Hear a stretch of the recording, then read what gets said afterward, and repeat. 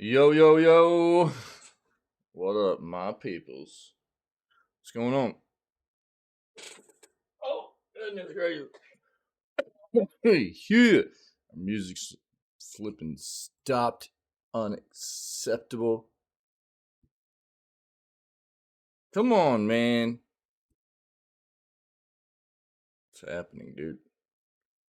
Hold on, man. Let's get this music popping off. What happened here? The server just likes to get wonky sometimes, you know?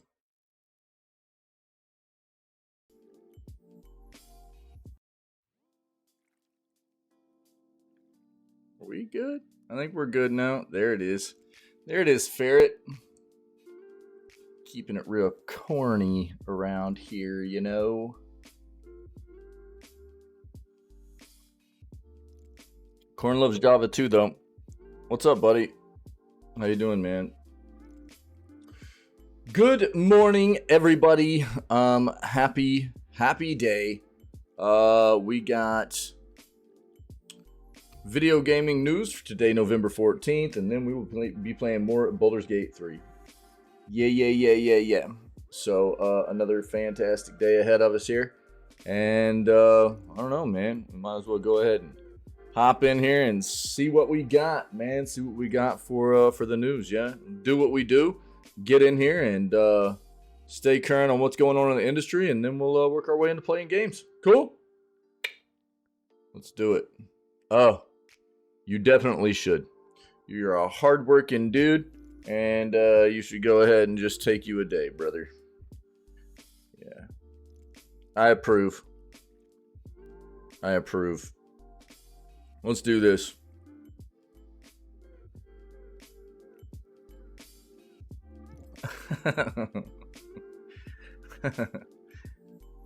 Half the time, yeah, I figured you did. Yeah, I figured you probably got plenty of time that you could take. The problem that most people have with taking time off, I forgot to change my my chat over. One moment. Boop, boop, boop, boop, boop. There we go. Yeah, the problem most people have with taking time off is catching up. Because most companies don't maintain enough manpower and resources to accommodate for people to take time off to where they don't have to play catch up whenever they come back, you know? And that sucks. So that's quite often been my experience. That's been a lot of experience with, and I'm not saying this is necessarily particularly your experience, but I know that's in the modern day. This is a lot of the issue that a lot of people have to deal with when they are potentially needing to take time off, whether it be for holiday or just for being ill, or even needing a mental break day. You know what I mean? Like just a day to relax and not have to deal with workplace stuff. You know what I mean? Mental health day, I guess, is what it would be. You know? It sucks. Most companies don't afford their workers the luxury of not having to deal with the pileup that happens from taking time off. It's brutal.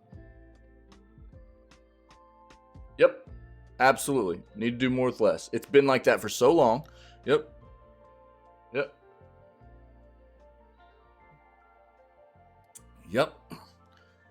Absolutely.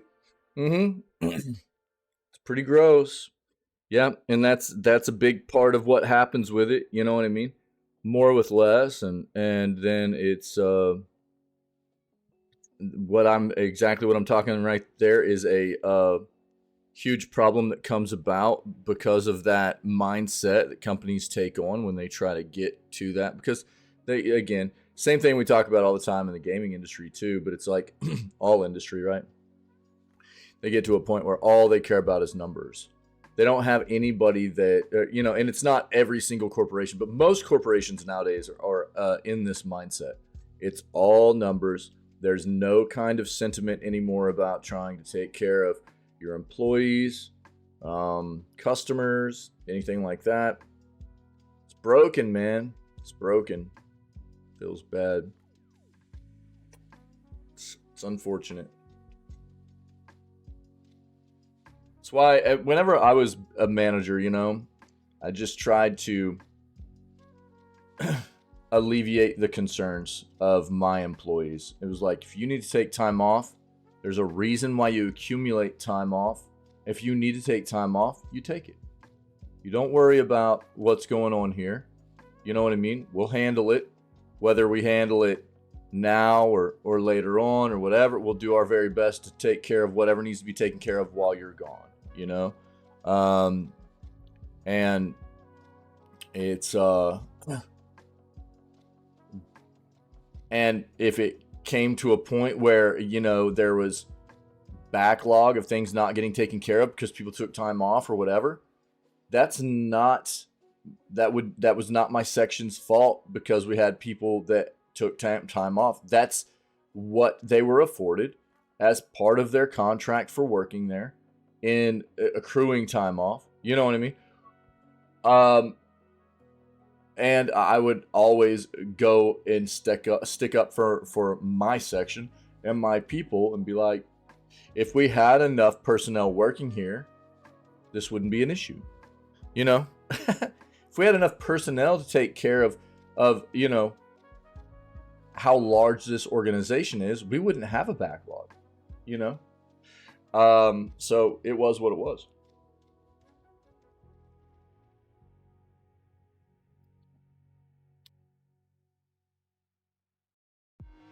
Right. Right. Yeah. Yeah. Mm-hmm. Absolutely. Yep. Yeah. No doubt. Dealt with that as well, man. Mm-hmm. It changed on the fly all the time, right? Upper management. Now you need to do this. Now you know, it's like, well, which, you know, make up your minds, dude. I've only got so many resources at my disposal. I've only got so much time on my hands to do this kind of stuff. So you're going to have to figure out what you want done in what order, man. All right. Yeah, dude. Yep. That is the case. Yeah.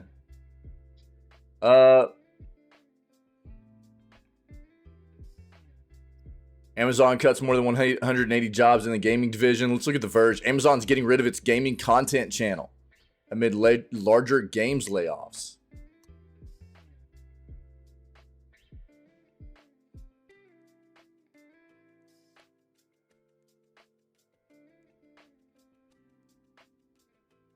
What's Crown, dude? Has anybody heard of this? And by the way, True, I'm talking about a crown on your head, not a crayon that you write with if True's hanging around. We had this conversation. We both grew up in a place where you don't differentiate between the way you enunciate those words. You kind of know what it is, dude. I haven't even heard of it. We'll talk about it, though. We'll take a look at it. More layoffs, baby. Every single day. Every single day. Yeah, here's the Game Awards nominations that Tinwin was telling us about yesterday. This all came about yesterday. I'll stick by what I say about this. I don't care if it's the Golden Joystick Awards, which happened in a few days ago, the beginning of November, or you're talking about, you know, the Game Awards that happen on like at the end of the first week, beginning of the second week of every single every single year. I find it really off-putting that this happens, and instead of the award shows happening at the beginning of the coming year to give awards to the games from the previous year. I hate it, dude. I hate it. Oh, really? Okay, yeah. We'll look into it and see. Thanks, buddy. Yeah. I think it's so stupid. Hate what? Hate. I hate that they don't do these award shows after the end of the year.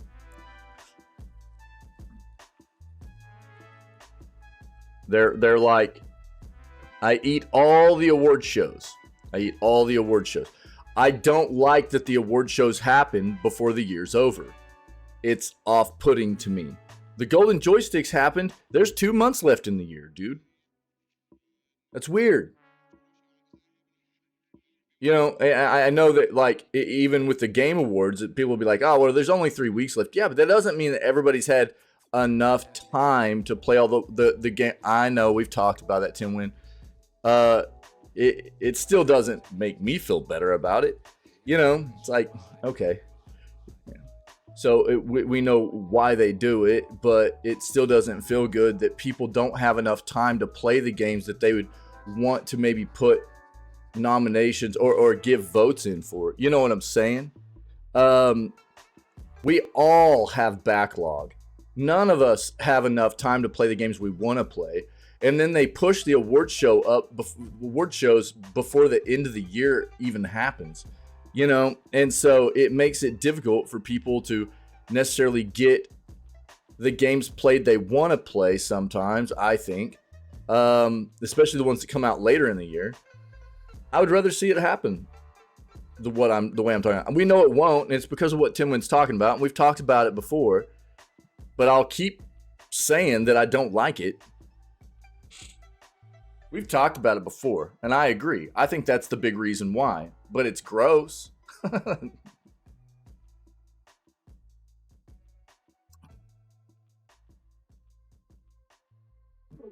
I like it. Well, and one of the reasons, so the awards that I like to watch are the awards that are given out based on community voting, not on critic awards, not on like who writers give awards to or anything like that. I like to see the awards that games get based on what the community of gamers are dishing out votes for. For me, it's a nice kind of look to see what the entire us as a collective, the consumer and gaming enthusiasts, are kind of thinking about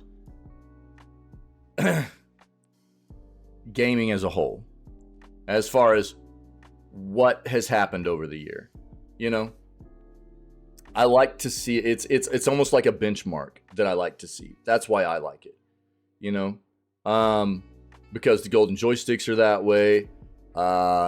The Game Awards are that way. You get to vote on those as well, you know. So, but the other thing that I like is being able to see, you know, the Game Awards especially show off a lot of good trailers and stuff like that. So it's one of the reasons I like to watch it also. But for me, it's a nice little look at, I guess, the collective mindset of how people are addressing the gaming industry as a whole for gaming and the best games over the year or whatever. But it feels bad when they're cutting off the amount of time people have to play those games that have come out over the year, you know. That's what I don't like. So we'll look at this. We'll probably try to get some voting in later this week or something. Maybe. We'll see.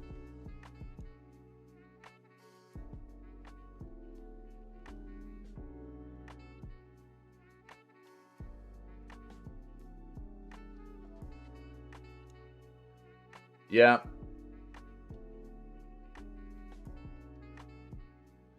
Yeah, it's the time of the year for sales, man. Gaming, tech, hardware, peripherals, you name it, man. We've been trying to keep tabs on it. I'll keep doing it. We've got this up. We've talked about this. Actually, yesterday we talked about the fact that there's been plenty of research now and testing on the fact that the detachable disk drives for the PS5s can be easily swapped out between different PS5 systems, which is nice. Yeah. My wallet. I know, dude. Yeah. Yeah. I know. Timon, what's up, buddy? Happy Tuesday, broski. How you doing, man? Actually, this is one of the things I wanted to look into this morning.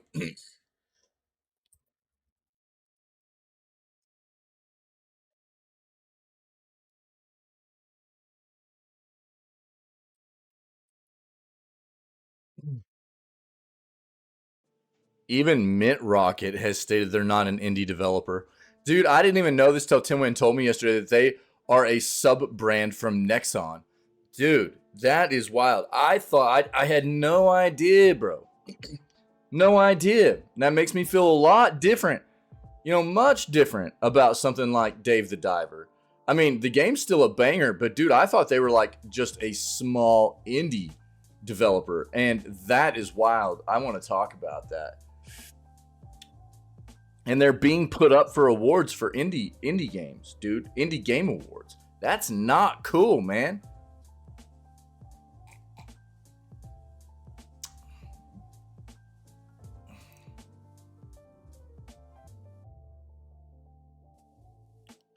I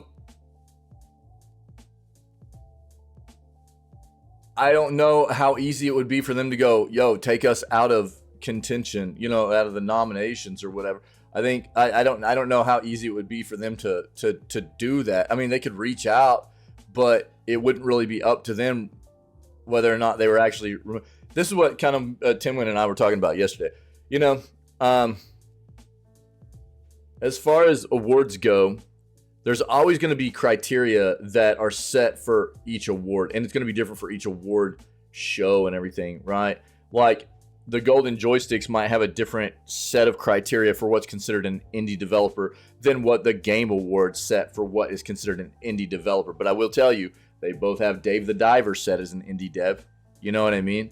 And what Timwin and I have been talking about is, like, to be fair, you know, really, if you wanted to consider what is truly an independent developer in the true sense of not being, of being an independent company, Larian could be in the running. You know, that's why it's really up to what these award shows set as the criteria for what is and is not able to be considered for those specific awards. But I do largely feel, and Timwin, I'm so glad you brought this up because I had no idea, bro. I do not feel that somebody like Dave the Diver should be able to be in the running for an independent developer award. Absolutely not. And I'm so glad now that Sea of Stars won for the Golden Joystick Awards. Dave the Diver was second place in voting. By Sea of Stars beat him out by like double, you know, but I'm so glad they didn't win now. I was rooting for Dave the Diver, but I didn't know this at that point, you know. That's pretty gross, man. That's pretty gross. We'll talk about that. But I think that what you can take away is what we've already seen is Mint Rocket has apparently been publicly stating that they're not an indie dev. And that's what you would at least want to see out of this situation. They've at least been publicly stating that we're not an indie developer, we're a sub-brand. They can't really do much from their point other than publicly state that and let people know that. I hadn't heard that yet, which means that the information dissemination is not very good on this front. But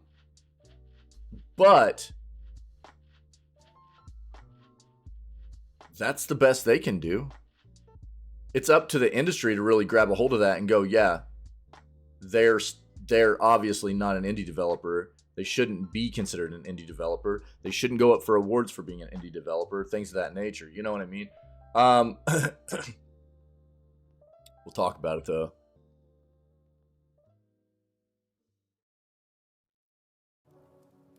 I had no flipping clue. No clue.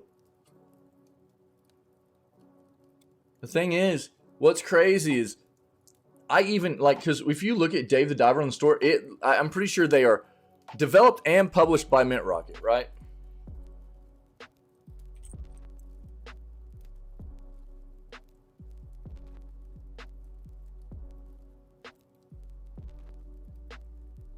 And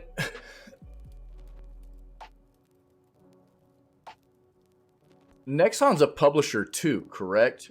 I mean, I'm fairly certain of that. Nexon is actually their own publishing brand also.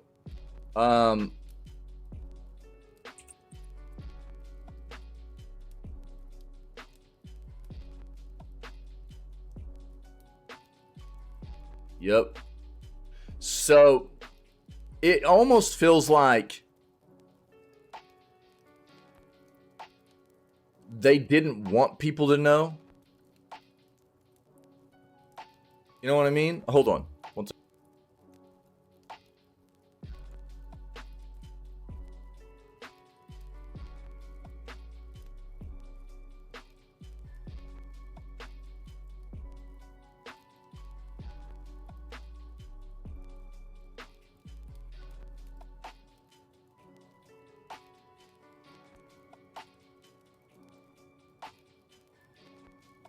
Because if they're a sub-brand, dude, if they're a sub-brand of Nexon, why would they not just have, why would Nexon not publish, right?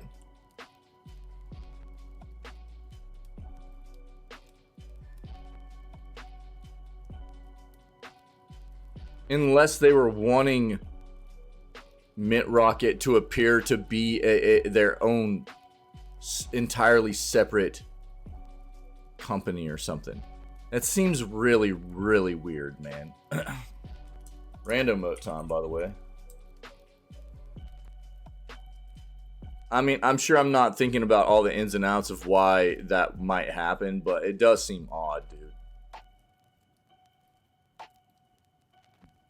By the way, what's on Steam right now?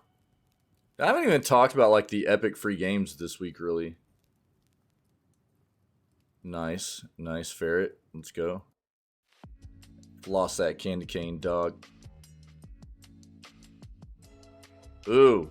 Yo, Arcane Studios sale. We all know the latest amazing game they made, right?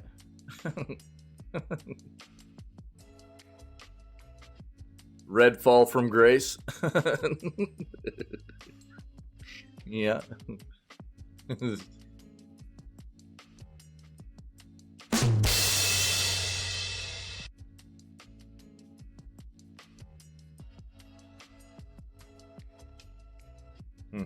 Okay. Let's get back in here. So we'll talk about that. Yeah.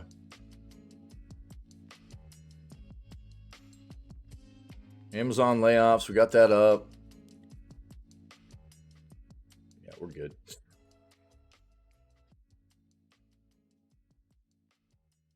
Sony whiffs another gaming handheld. You know why? Because their Portal isn't a handheld. It's a remote access device.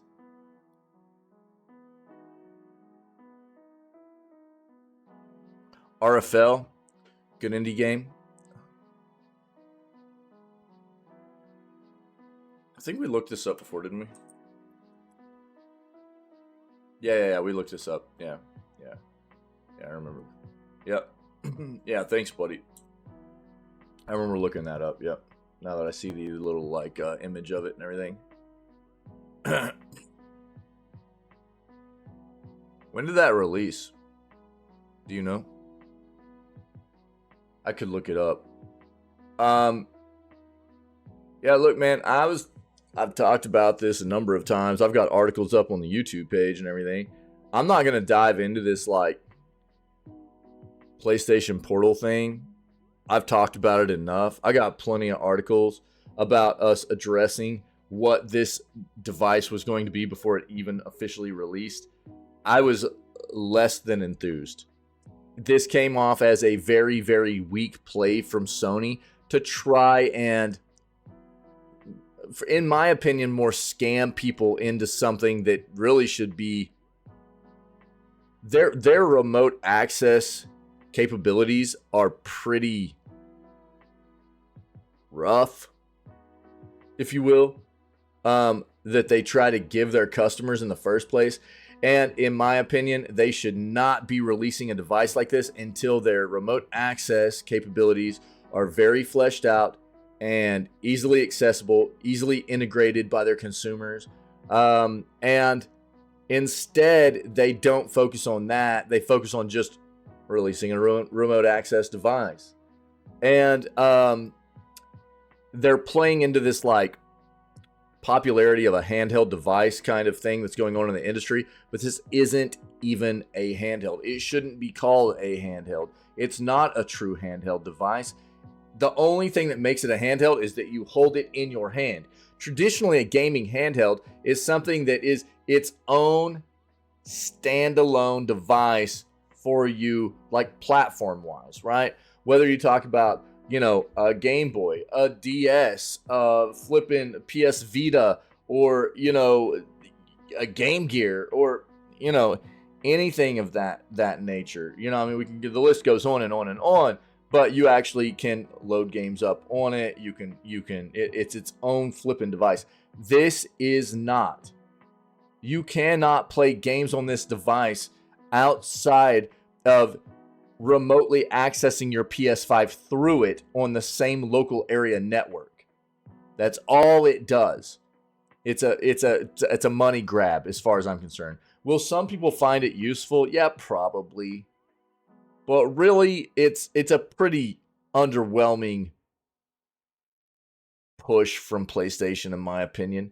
I've said that the whole time. So I'm glad to see some, like, Engadget, Sony whiffs another gaming handheld. It's not even a real handheld. That's why it's a whiff. It's a remote access device. It's a controller with a screen on it. It's not a handheld, man. 2016, thanks, buddy. Thanks. So that's all I've got. You can check the YouTube page, man. There's plenty of articles with me addressing that situation.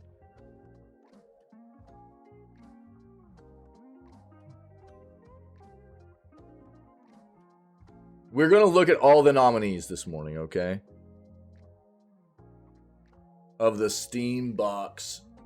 Well, I mean, you could say the same thing about, like, it's basically a handheld version of the, oh, yeah. You're talking about Steam Link box, dude. Yeah, I've got those. That's exactly what it is. And now, that's what I've compared it to, right? If people don't know what we're talking about here, Steam for PC has had Steam Link for roughly a decade now, which is like a piece. Well, it initially started as a piece of hardware. It's a box about that big. It's a small form factor piece of hardware. Has a couple of USB ports. It's wireless. It can also be hardwired in for internet connection. It's really a simple device. But what it does, it allows you to connect it to any other monitor / TV display device in your household on your same local area network. And you could, like, for instance, I could start my PC up in here, start Steam on it, and if I had my Steam Link on in another room, on another monitor or TV or whatever, then I can basically go in there, turn on the Steam Link, and control my entire Steam and PC Steam platform through that device. You can connect controllers to it, wired, wirelessly, all kinds of stuff. And it allows you to play games in another, like if you wanted to go chill on the couch instead of at your PC or whatever, you can even like turn on movies and go, you know, basically turn, you know, if it was something that you needed to watch from your PC onto in another room or whatever. Yeah, I know that. That's what I was getting ready to talk about. Thanks, buddy. Thanks for the link. So it is just an app now, and I've talked about this previously. The evolution of the technology, it used to be hardware. Now it's just simply an app. The fact that Steam has had this technology out for a customer base, for PC gamers, for roughly a decade now, in a very functional fashion, right? It's worked very, very flawlessly for gamers for roughly a decade now on PC. And PlayStation doesn't have it even running well for their consumers unless you buy something like their Portal, right? It's like, how scummy is that? Yeah? And the fact that we know that it can be done through just apps nowadays too. You don't even need any additional hardware. You can just do it through apps because that's what Steam does. You don't even need hardware. And by the way, the Steam Link back then was even nominal. I mean, whenever they were like getting rid of the Steam Links, I bought mine for like 10 or 15 bucks. They were changing over from the Steam Link hardware to the Steam Link app. At that, dude, I think that was late 20-teens, actually.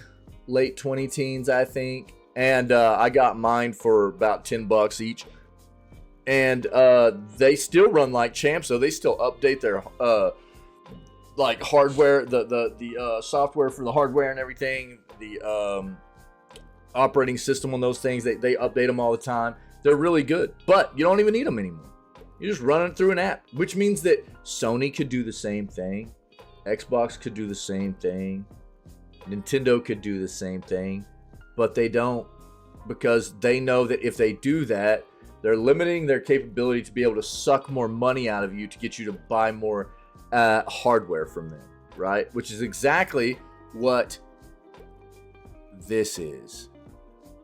This flipping device right here, the PlayStation Portal. It's a way PlayStation has come up with to try and get more people to pay money to them for something that really you don't need, or they should be giving you the ability to play your PlayStation 5 from anywhere in your house to any other display device in your house seamlessly. But they don't want to do that because they see that as losing out on money. Whereas Steam platform sees it as something that they should be giving to their consumers. You see the difference here? This is a lot of what I talk about between the difference of the kinds of things you get from being a PC gamer nowadays and being a console gamer nowadays. It's two totally different worlds, man.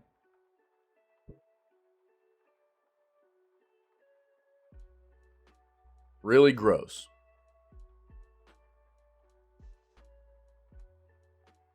Which is why I don't hardly play console anymore at all. I'm over it, man.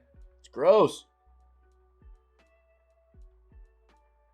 Thanks for providing that link to the Steam Link, dude. Awesome. A lot of flack and criticism come down for Amazon right now. We can see it all. Yep. Every other article is Amazon cutting jobs.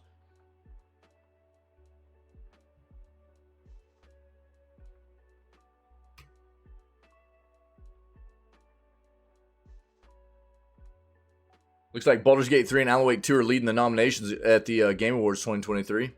We've got it up. We'll take a look at it.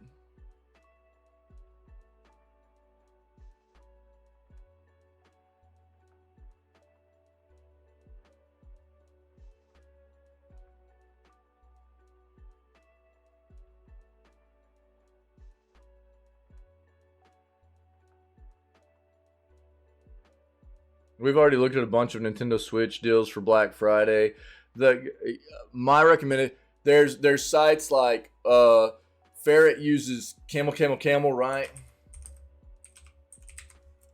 There's sites like this where it's like a tracker site, you know what I mean, for any kinds of products that you're looking for, to look when certain things go on sale. So you can try camel. These are great sites to use for this time of the year specifically. They're good for at all times of the year. You know, anything that you're in the market to buy, you track down anything, deals for anything, compare against Amazon site, things like that. Yeah, I use this site a lot. Slick Deals is a good one as well, where it's a community-driven site. People find deals, they post the deals up here. People will thumbs them up or thumbs them down, depending on how good they are. Anytime you go to the front page, you get the better deals that have been found over the recent, time period. And, but you can look for anything. They've got all kinds of different categories and stuff to look at, whether it be video games, technology, clothing, furniture, you name it. You know what I mean? And people leave comments for, their kinds of experiences with these products and things like that. This is a great time of the year to use websites like this to try and track down the best sell possible, because we've got retailers everywhere, right? Retailers everywhere are competing against one another for everybody's money. And this is a time of the year that people are really spending, right? Buying presents for people, looking for the best deals they can get for things that they're interested in having for themselves. It's just there are tons of sales right now. So if you look around, use some nice websites like Camel or Slick Deals. And look, this is not like, I'm just promoting because I know of these sites. I know that Ferret's used Camel for a long time. I've used Slick Deals for a long time. That I've benefited from it. You know what I mean? That's it. I'm just trying to help people out here. There's no, I don't, you know, I'm not, you know, I have no kind of affiliation with any of these sites or anything like that. It's just trying to help people get the best deal they possibly can on things that they might be interested in purchasing, you know. So let's take a look at those sites, see what you can do to get yourself a little bit better of a deal. Find the best place for getting a deal that you can for whatever you're in the market to purchase, you know.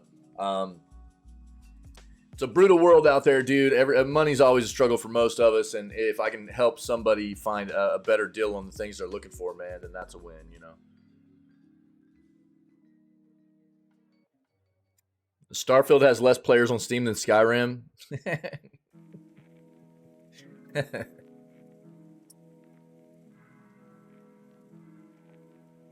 This is saying that Alan Wake 2 and Baldur's Gate 3 each have 8 nominations each. Impressive.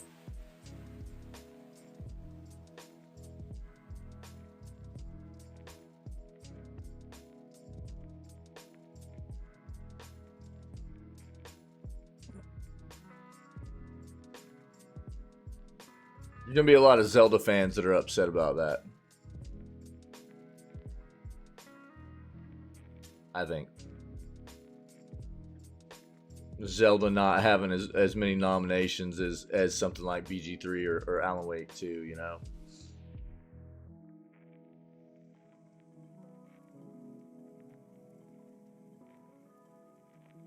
Well, look, I know people are going to give me flack about this, but I've kind of called this. Even though I totally think that, and I haven't played very much Tears of the Kingdom yet, and I think it is, you know, has some incredibly inventive things that were incorporated for the game over its previous iteration of Breath of the Wild. I don't see it as an complete evolution of what Breath of the Wild was as a video game, you know. I think that's one of the things that probably gonna hurt it overall, as far as pulling awards and stuff. I've said this from the beginning of the year, and a lot of people, you know, argue with me about it and stuff, and that's fine. I mean, I'm absolutely accepting of the fact of not everybody being on the same page as far as that notion goes, you know. But when you take a look at like maybe what Remedy has done with evolving Alan Wake 1 to Alan Wake 2, and what Larian has done with evolving their CRPGs from like the Divinity series to Baldur's Gate 3, I do think that it is an overall more impressive thing to look at and see than what Nintendo has done with like Breath of the Wild to Tears of the Kingdom. And I'm not demeaning how good Breath of the, either one of those games are. Breath of the Wild or Tears. There's a reason why Breath of the Wild took so many awards. It was really impressive, especially on that hardware, you know. But I do think that there's an overall more impressive evolution of what those games have done from their previous iterations than what Tears of the Kingdom has done since Breath of the Wild. And I know people will argue with me about that, and that's okay. I understand. I know that there's impressive incorporations that the game has done. I'm not saying that there's not. I think that's why I know there are going to be people that are upset that the game hasn't gotten more awards and nominations than it's getting for this year, you know. But I think that's really what it comes down to. I think that while it does have some very inventive things that have made it stand out over Breath of the Wild, I think overall it's not an entirely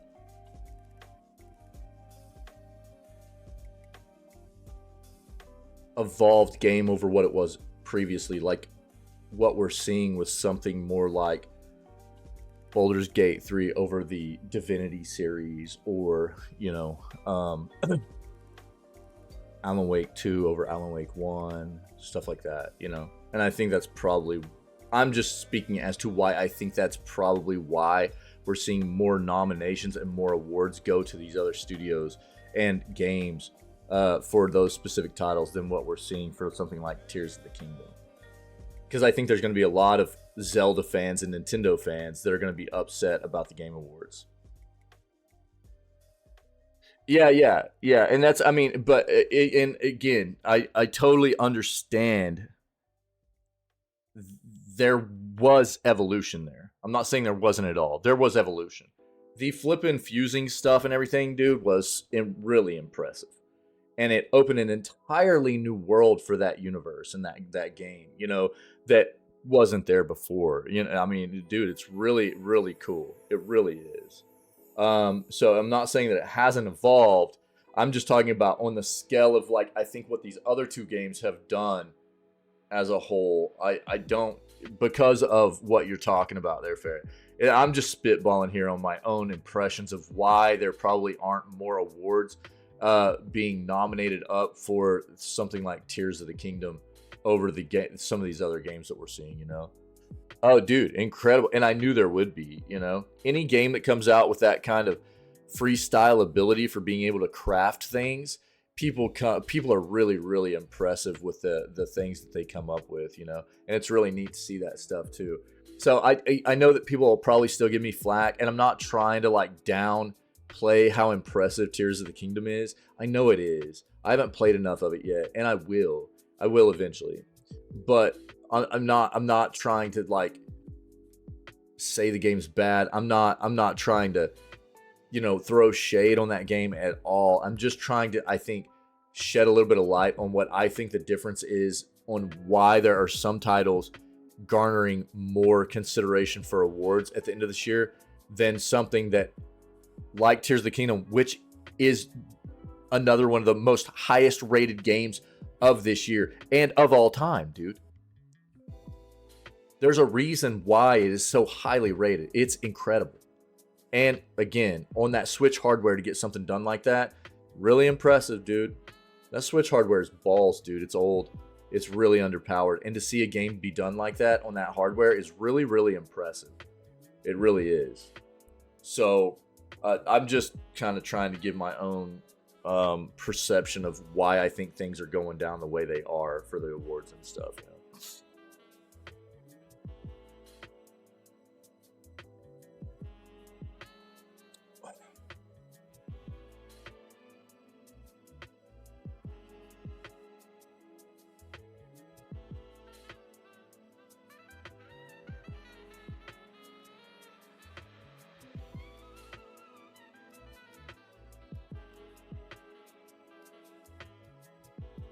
I like, like if I have a reason to throw shade, dude, I'll throw shade, and I don't care about the backlash.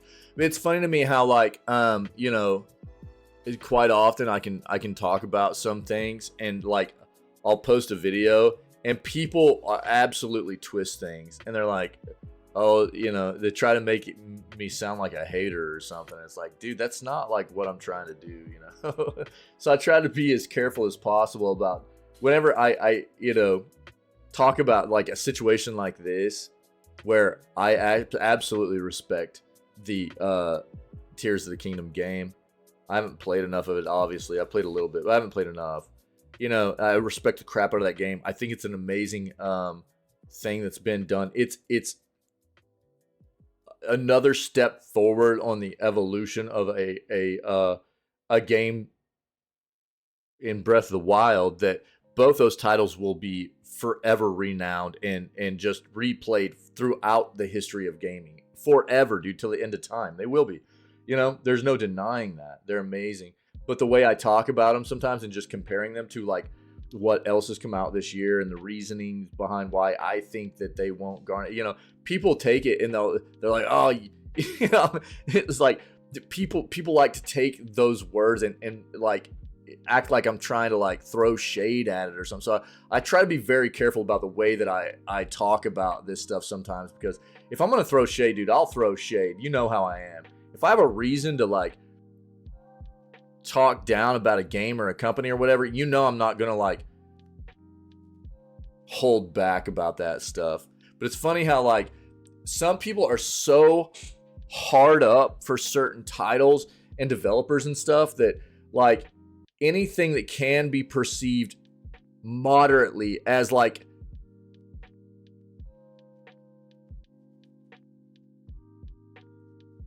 not talking that game up, they get pissed about.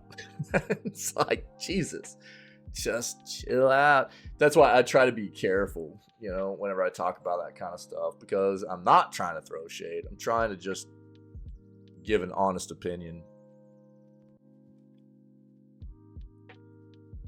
And it's not about people that are like normally part of our community. It's about the people that actually go and like look at like the articles. Yeah, you're right, Ferret. Which is why our community is built the way it's built, right? It's about like the whole like being civil, understanding it's okay to have different opinions, be different people, that kind of stuff, as long as you're civil about it and you can talk through it without getting, you know, heated and upset. And there's just too many people out there that can't stand differing opinions, can't stand people being different than them and stuff, and it's really weird. But it's those articles, that's what I'm talking about. It's like the people that aren't normally part of what we do on the constant, and they'll go and like watch my, you know, things that I put on YouTube that we cut out of the news segments and stuff that we do together, and they'll just like totally take things out of context, you know? Yeah. Well, right. Yeah, exactly. Yeah.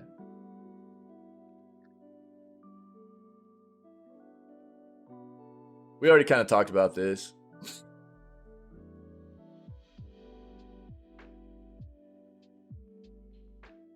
Yo, Nintendo Indie World Showcase is coming on today?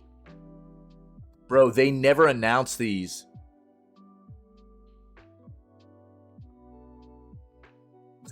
God dang, bro. It's popping off at 11 o'clock.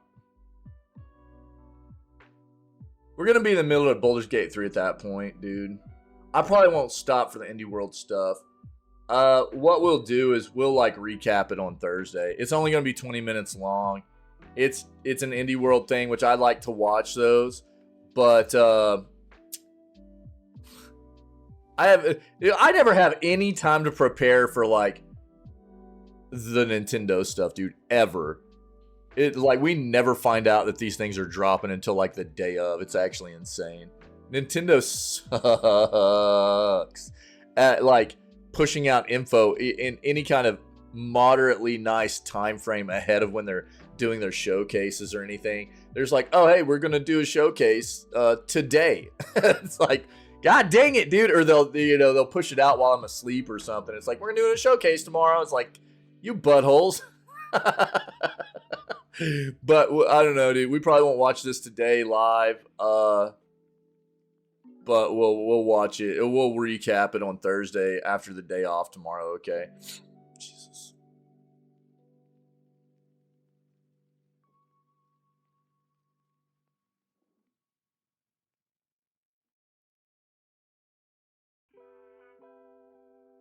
And dude, Amazon is just all over the articles this morning. We've already talked about this. Blah. This is very important. Preservation of video games, man. Cyber Monday video game deals. Early deals, what to expect. We'll take a quick peek at this.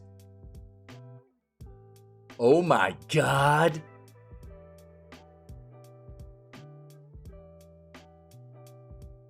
Flippin' poggers, dude. Dragon's Dogma 2 has been raided in Saudi Arabia, people, suggesting the release is not far off. No more deals. My wallet's on fire. Yo, this is one of my most anticipated games right now. Dragon's Dogma 2. Holy crap, I'm so excited. Jesus. Super excited. This might end up being a game we play right around the turn of the year, man. the new year. So let's take a look.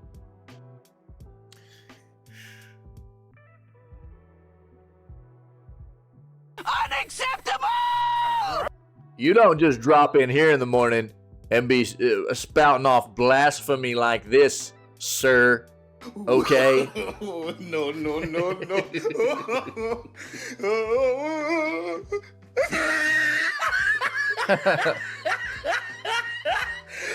What up, Vault?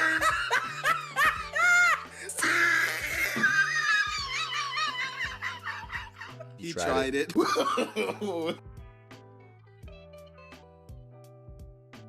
Only preach the gospel.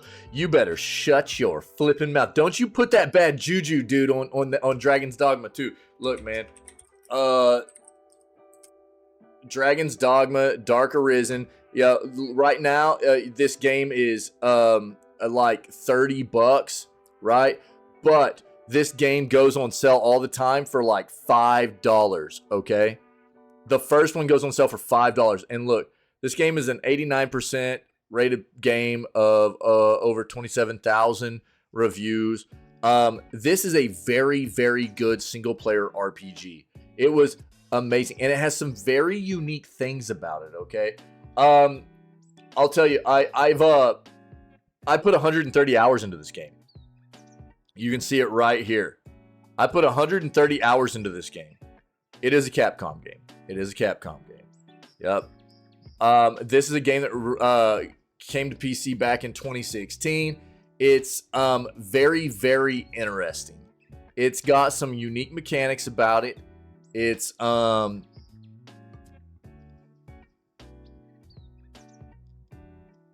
Small Saga.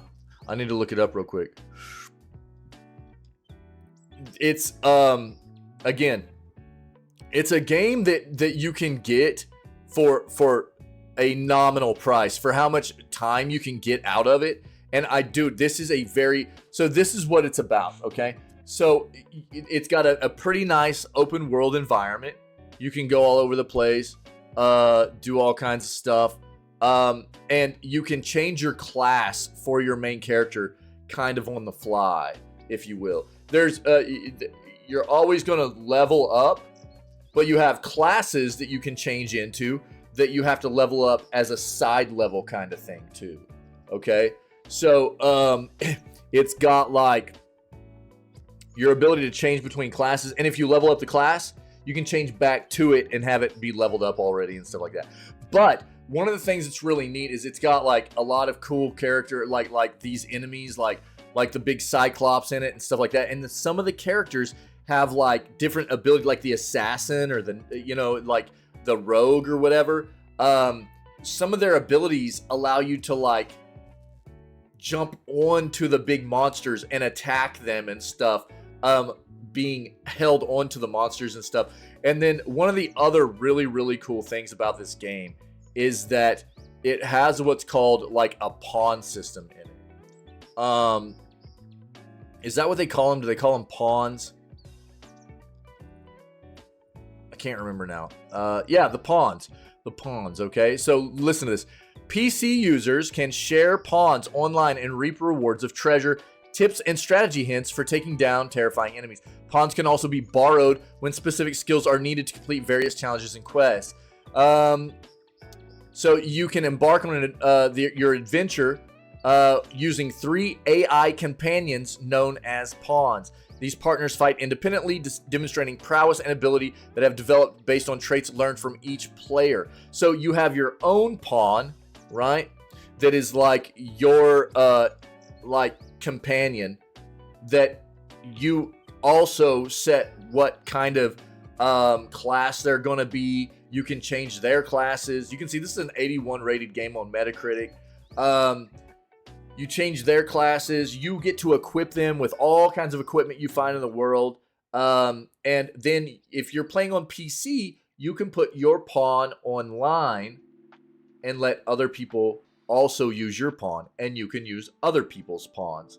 And the more that other people want to use your pawn, like it said, the more like rewards of treasure and money and stuff like that you get, the longer people use your pawn and the more people that use your pawn and stuff. It's a really, really interesting kind of concept to use for a game like this. So there's no multiplayer to it at all. It's all single player, but it has this like mechanic behind it where the more you play, the more you level up, and the more that you level up your pawn, your companion, the more powerful it'll get, and the more that other people will want to use your pawn in their party for their campaign as well, and the more you benefit from that.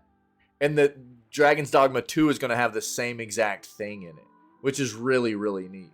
So you can equip them with like unique items that you find through your journey and questing and stuff like that, help them be more powerful. There's a lot of variety in the way that you can build the characters class-wise, equipment-wise, stuff like that, you know. So it's a very cool game. Again, there are going to be sales coming up through the end of the year, and I would say keep track of when this goes on sale because you don't need to spend this much money on it.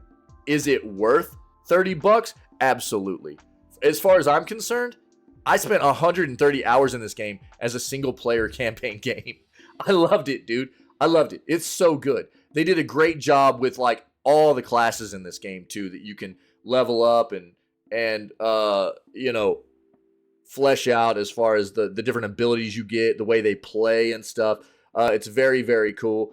And I think $30 is absolutely something that this game is worth. But there will be sales coming up very soon where you should be able to get this game at a lower price, okay? I'll link it for you. But this is why I'm so excited for Dragon's Dogma 2. I loved this game. This game is so good, dude. It was very, very nice. So there's your link. Check it out. Loved it. And Dragon's Dogma 2 is potentially coming to us soon. Very exciting. What was the one we were talking about here? Small Saga, huh? Let's look at this.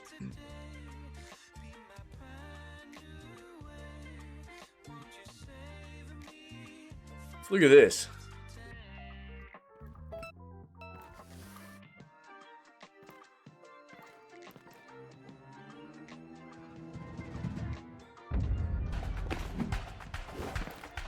Tattoo. Have we looked at this before? Oh, that's some old school RPG stuff, dude.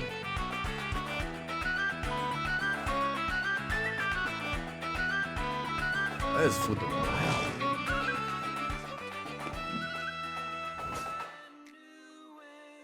Cool, man.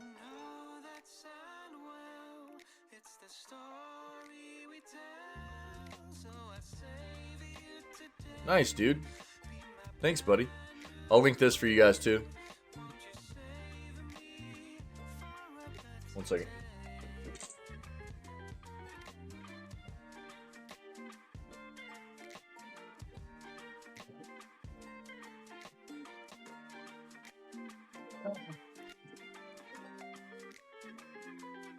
All right. New music sounds good. Now, when did this game originally come out, dude?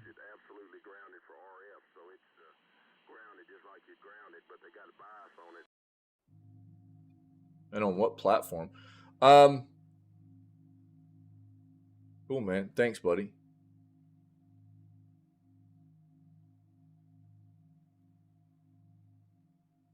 Oh, it's never been out before? Oh, interesting. Okay.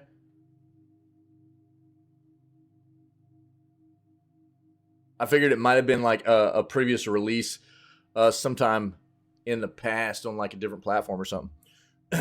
It's hard to tell sometimes with those like retro styled games, you know?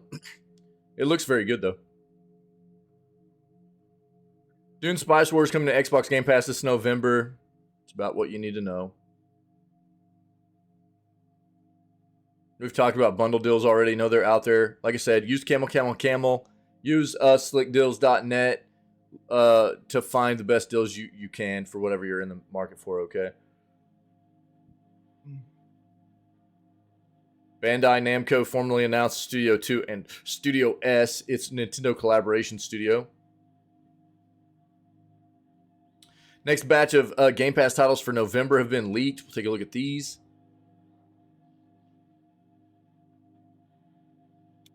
Could have been worse. Here's how Hogwarts Legacy is going to compare from Switch to the PS5 version. My bad. So we'll take a quick peek. It won't be great.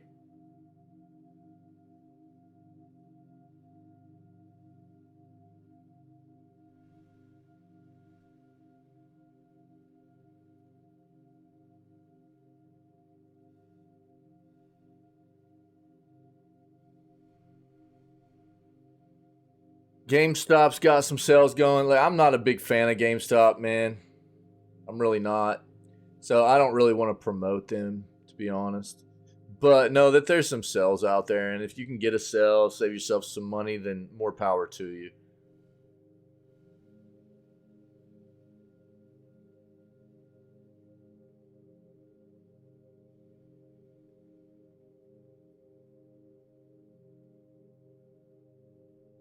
The Switch version of Hogwarts Legacy no longer has a seamless open world.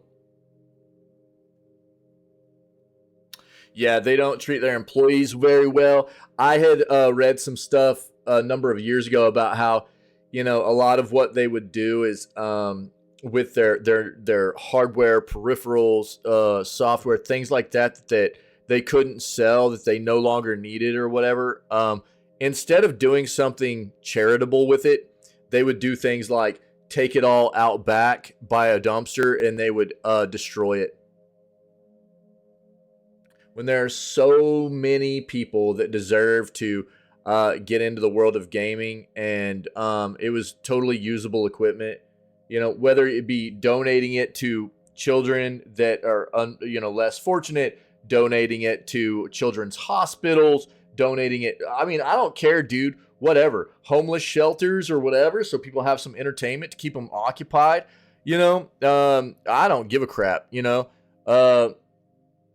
But it was like all kinds of stuff about how they just take all their stuff out back and they just destroy all of it, cut all the cables, snap all the discs in half, and it was like they're just throwing it away. They just didn't want anybody else to benefit from the stuff they were throwing away. And it was like, man, that is some disgusting stuff to see, And ever since that, and then a lot of the things that I've found out about the way they treat their employees and everything is like, man, just don't really give a crap about that company, Don't want to promote them or anything. They could die off. I'd be absolutely fine with that. I'm more about like, if you want to go to a place where you can trade physical games, find vintage hardware, so find those privately owned, nice, like mom and pop kind of stores. You know what I mean? People that start those stores because they love video games. People start those stores because they love video games. Don't go to those chained places like GameStop. They're usually pretty bad corporations, dude.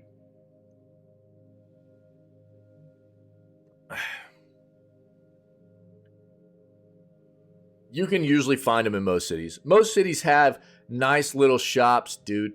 They're just not well known, so people don't know how to look them up, or don't think about looking them up, because it's like, oh, where's a GameStop? Where's a GameStop? Where's a GameStop? But there are plenty of like resale shops to get vintage stuff, things like that are very reputable. Good at what they do. You just need to hop on Google and look them up real quick, and I'd say those are the better places to go. GameStop can get wrecked. Yeah. Most places have them, dude. Yeah, exactly, dude. They're usually pretty good about being able to like refurbish a lot of stuff. You know what I mean? Yep. And they're a lot nicer. They're easier to work with, Yeah.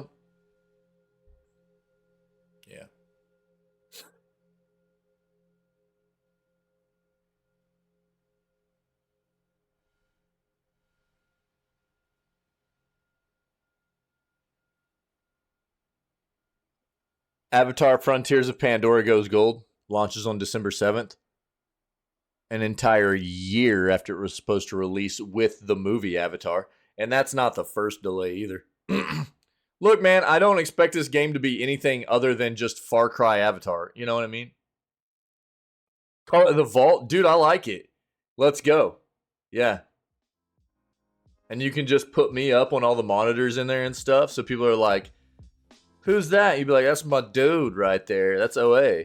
You know?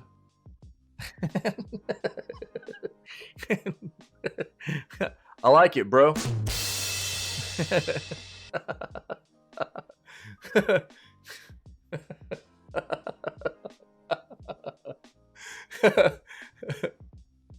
Oh, bird, dog. God dang. Ow. Ow, my heart. Ow. Brutal.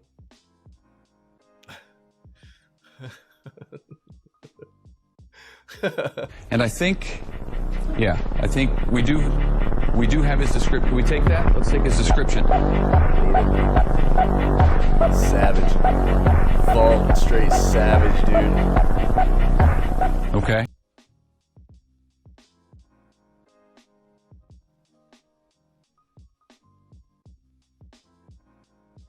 Yeah, Ferret. Yeah, buddy.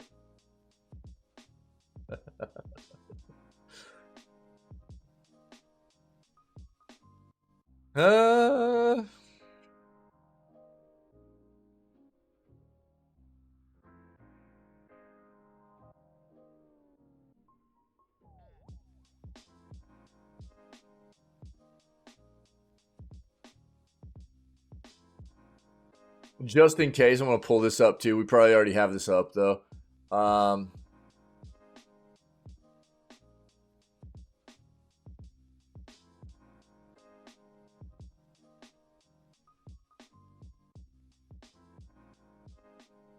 Okay.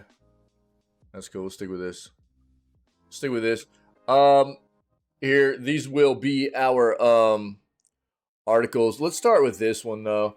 You know, well, I was not aware until yesterday when our buddy Tinwin made me aware that a game that I had been mistaking for an indie game all year long after playing it, Dave the Diver.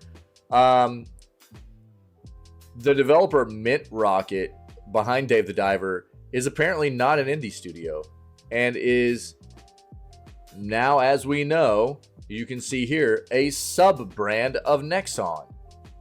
And the thing that really is kind of weird to me is, like, if that's the case, why is Dave the Diver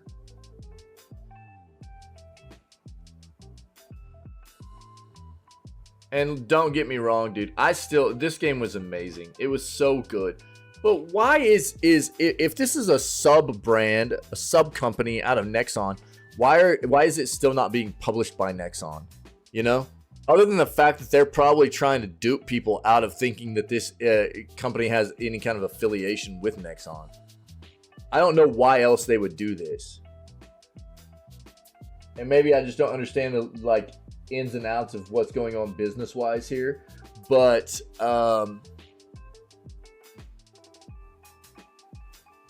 I had been under the impression the entire year that this was an indie company, and they are actually being put up for indie awards and everything, and they legit are not an indie company. And that feels bad, dude. Where, I mean, looking it up this morning, and again, shout out to Tinwin for making us aware yesterday. Mint Rocket has stated they are not an indie developer and is a sub-brand of Nexon, dude. This was 9 hours ago. So I want to pull this up and talk about this because they were nominated for Best Indie Game. They actually had the second most votes for Best Indie Game at the Golden Joystick Awards, and they're nominated for Best Indie Game for the Game Awards coming up in about 3 weeks.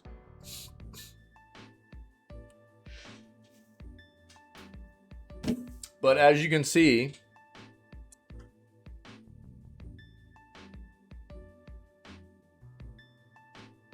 Dave the Diver was developed by Mint Rocket, a subsidiary of Nexon. I had no idea. And Nexon's a huge flipping company. Don't shoot the messenger or harpoon, as I am simply remarking on what has turned out to be quite a curious case of identity in the realm of gaming. Indie darling Dave the Diver had a meteoric rise to the top of the Steam charts earlier this year. A sleeper hit that introduced us all to the charming world of running a sushi bar, hunting down your very own ingredients. The game is still a banger, no denying, but it's not an indie game. That's for sure. It's still an amazing game, and at a $20 price point, everybody should be playing this game. I wholly believe that. I'll stand by that. I got 55 hours of gameplay out of this and wasn't finished, like, with everything you can do in the game. I beat it. I beat the game. There was still a lot left that you could get done, and I played a very completionist style playthrough, but there was still more to do. And at 55 hours for $20, that's a really good deal, dude. And every day was something new and fresh. It felt great. It was an awesome game. But it does change the way I feel a little bit about it not being an indie game. A sleeper hit that introduced all to the charming world of running a sushi bar and hunting down your very own ingredients. A delightful little game. Let me turn off this music real quick. I apologize. Let me do this. There we go. Yeah. Cool. Delightful little game that had everyone aflutter with how great indie games are at introducing us all to new concepts and ideas in this dreary AAA saturated world. Only what if I was to tell you that we have all been bamboozled because Dave the Diver isn't actually an indie game?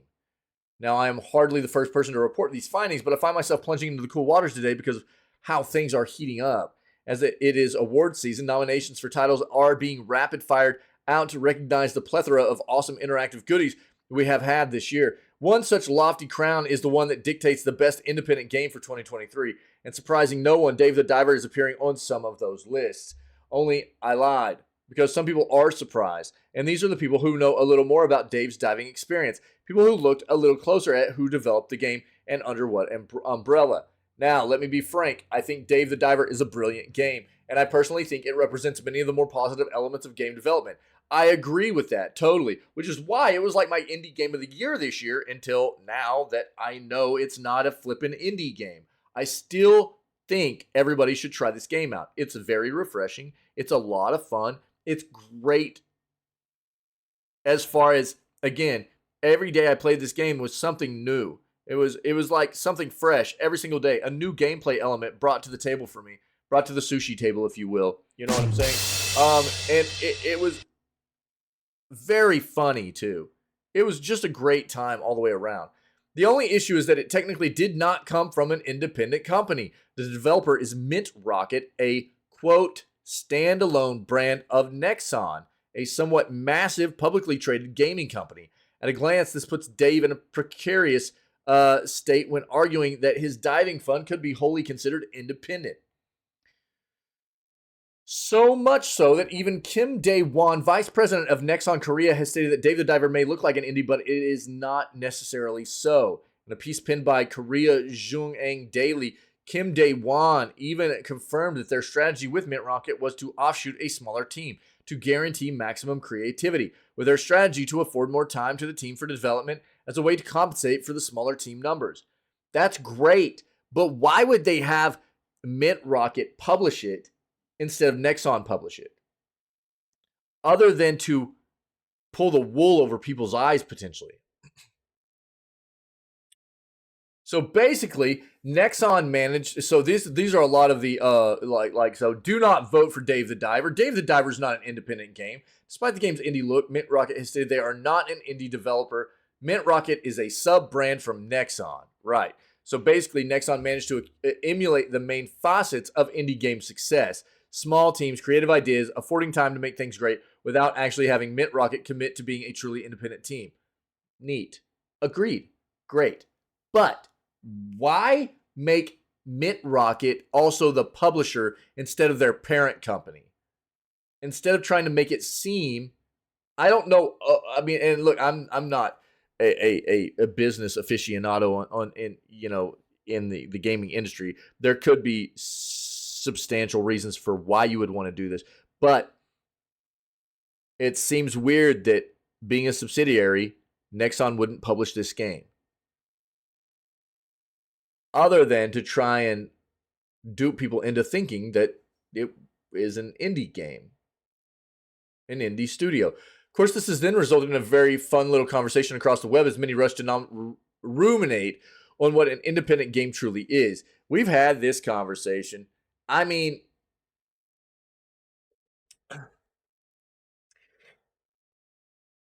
I think everybody's going to have their own idea of what should and should not be considered an indie game. My definition of an indie game is a team of probably, 20 would be pushing it. 20 would be pushing, but I would say less than 20 people on a team and a studio that is truly independent. Not under any other developer. Not owned by any other company. Is truly independent of any kind of oversight or management of any company that could hold sway over them. Truly independent and a small studio. This is what, in my opinion, an indie game should be. Because we've talked about this before too, and with our buddy Tinwin, we fleshed this out in the true aspect of what an independent studio is. It's a studio that's not owned, not a subsidiary of another studio. Most people's definition is closer to what mine is, but truly an independent studio is a studio that's just not owned. So really, a studio like Larian, even though they're large and publicly traded, and there are companies that own a percentage of them, their stock and everything, right? They're not owned by a bigger company. They are independent. Larian is independent. So therefore, Baldur's Gate 3 could be considered an independent game, couldn't it? Because Larian is truly an independent studio. It depends on everybody's definition. And I've said this before. I said it this morning as well. When you're going to talk about what games can be nominated for certain different awards, whether you're talking about the Golden Joysticks or you're talking about the Game Awards each year, some of it's going to come down to the criteria with which that specific showcase or event sets for what they think an indie game should be, right? Again, I've got my own definition. Other people have their own definition, but I don't think it should be any studio that is owned by another company. I also don't think it should be a studio as big as Larian, because that's not really fair to the other studios out there that are small, independent, starting out companies that are trying to get their stuff done. But, it depends on people's definition. It's kind of a murky water kind of situation, depending on each person's interpretation of what indie should be. But this is definitely, Mint Rocket's not an indie company. Absolutely not. They're owned. They have a lot of backing. Yeah. I think this is a great way for Nexon to try and branch out and give some good developers flexibility and time to make great products, because we see how that's worked out. Dave the Diver's a banger. I think this is a great strategy for making great video games, but they're not an independent studio.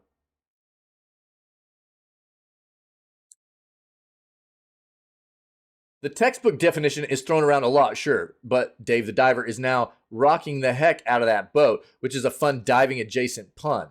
Correct. My favorite outcome is absolutely this incredible weaponized community note on the platform Twitter that picks some choice words to effectively spell out nuh-uh to any onlookers. Nominees for Best Independent Game for the Game Awards are Cocoon, Dave the Diver, Dredge, Sea of Stars, Viewfinder. Sea of Stars should win it. Dredge, notable mention. Dredge was a lot of fun. That was by Salt oh man, Salt something or something Salt. They're an Australian-based developer. Dredge was very good. Dredge was very good. It's kind of been like one of my honorable mention games all year long. It was a lot of fun to play. I loved Dredge. It was very cool. It's nowhere near, I think, something you're going to get out of like Sea of Stars, which I haven't played, but I've heard a lot about, or something like Dave the Diver. But Dave the Diver is not an independent game. It is a fantastic diversion of interest to the usual rumblings of award season, such as who was snubbed, why a game actually sucks, etc., with a simple argument of how the heck did this game end up in that category. As for what will happen, if anything, it is worth keeping an eye on. As for the rest of the award season, Dave the Diver already managed to grab a nomination and dodge the actual trophy over at the Golden Joystick. So perhaps we all sit back and await the fallout when Dave harpoons himself an actual indie game of the year win. Maybe the acceptance speech will be something worth remembering. Yeah, I think this is what I was kind of talking about yesterday. If this was the case, I think that, and you know why they won't do it, but I think that Mint Rocket, the best thing they could do is reach out to the Game Awards and go, we should not be nominated for this award. They won't do that, but I think that's the best case scenario. If they've already been publicly stating from themselves they're not an indie company, they don't consider themselves to be an indie company because they're not. They're a subsidiary of a very large corporation. They should be reaching out to the Game Awards and saying, please remove us. We do not deserve to be in the running for this award. And if they're not taken off as a nominee for Best Indie Game of the Year and they win it, they don't accept it. They hand the award over to the next highest voted game. They don't accept that award. That's the way it should go. That's not the way it probably will go, but that's the way it should go. Very interesting. Shout out to our buddy Tinwin. I had no idea Dave the Diver and Mint Rocket was a subsidiary of Nexon until yesterday.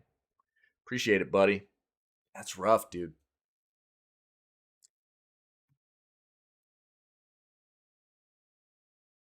Cyber Monday video game deals 2023 early deals and what we expect to see. We've been touching on a lot of deals here recently. Take a look. Right now is the best time to grab some great Cyber Monday video game deals as the sales period is right around the corner.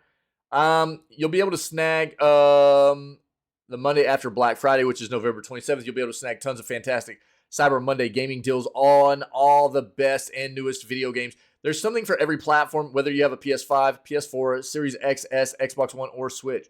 Getting a great price on video games is fantastic, especially if you've made the most of all the Cyber Monday Xbox Series X deals and Cyber Monday Switch deals and have scored yourself a great brand new console. Again, look, I think people need to be understanding of the fact that we're about to have new Nintendo hardware come out. The Switch is an amazing console, but if you already have a Switch, especially, maybe save for the next hardware that comes out, instead of splurging on something that you might not necessarily need right now. Everybody's got their own situation. It's just something to keep in mind. That's all I'm saying.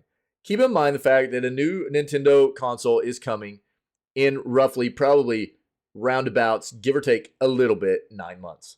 Okay? And you're going to probably be wanting that console. So, depending on your budget, and if you already have, because the Switch is an amazing console, it's got a lot of great titles, and if you don't already have a Switch, it might be a good time to grab one. But it just depends on what your situation is, right? Looks like they've got, links to a lot of great deals right now for consoles, and to different retailers and stuff, So I'll link this. You guys take a look, see what you can find.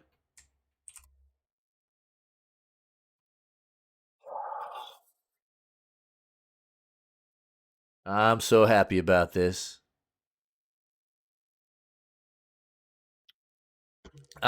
Dragon's Dogma 2 has been rated, suggesting release isn't far off. Capcom recently said an undisclosed title would be releasing before April of 2024. Let's go, baby. Oh my God. I love Dragon's Dogma 1. We were just talking about it. I put like 130 hours into that game. It is a game for PC that you can get at about a $30 price point, but it goes on sale quite often for under $10. I think usually closer to about $5. Anytime there's a Capcom sale, anytime there's a big like seasonal sale or holiday sale for Steam, you can find Dragon's Dogma 1 for a nominal price, about $5 roughly. And it's Dragon's Dogma Dark Arisen. It is a fantastic RPG experience. I cannot recommend it enough. It is probably one of my top 15 games of all time, honestly. I love RPGs. Top 15, top 20 games of all time. I loved Dragon's Dogma. It was a great experience. And I'm so hopeful that they take what everybody loved out of Dragon's Dogma 1 and they just elaborate, flesh it out a little bit more, make it even a little bit deeper, and just give us more of the core of what was so good in Dragon's Dogma 1. So far, what we've seen trailer-wise, Dragon's Dogma 2 looks dope. Man, I'm really excited. I'm really excited. This game right here and Baby Steps are two of my most anticipated games right now. And as soon as this drops, we're playing this. It's happening. All right, so get ready for it. Capcom's Dragon's Dogma 2 has been rated in Saudi Arabia, suggesting that a release date for the RPG sequel might not be too far in the future.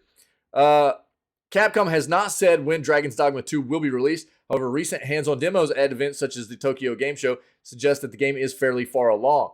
Capcom also recently published an investor Q&A in English, claiming that an undisclosed title would be released by the end of its fiscal year, ending in March of 2024. This was initially translated from the Japanese Q&A as unannounced, suggesting a previously unrevealed title, but the official English language could cover Dragon's Dogma 2, which is currently Capcom's only significant announced title.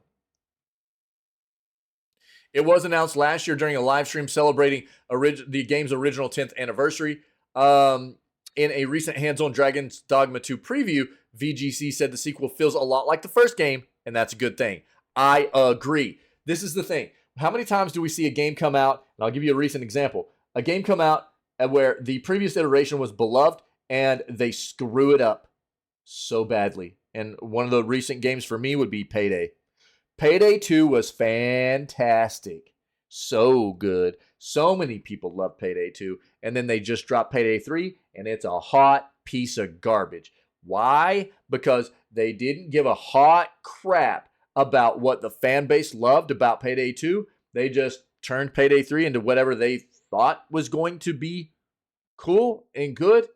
And they got away from what the roots were of Payday 2. And they botched it. The game's a bust, right? So how many times do we see a game be very good, people substantially across the board really enjoy most of the features of what a game brings to the table, and then a developer doesn't listen to the community, doesn't pay attention, does whatever they think is going to be good, and they screw it up. It's good to hear this.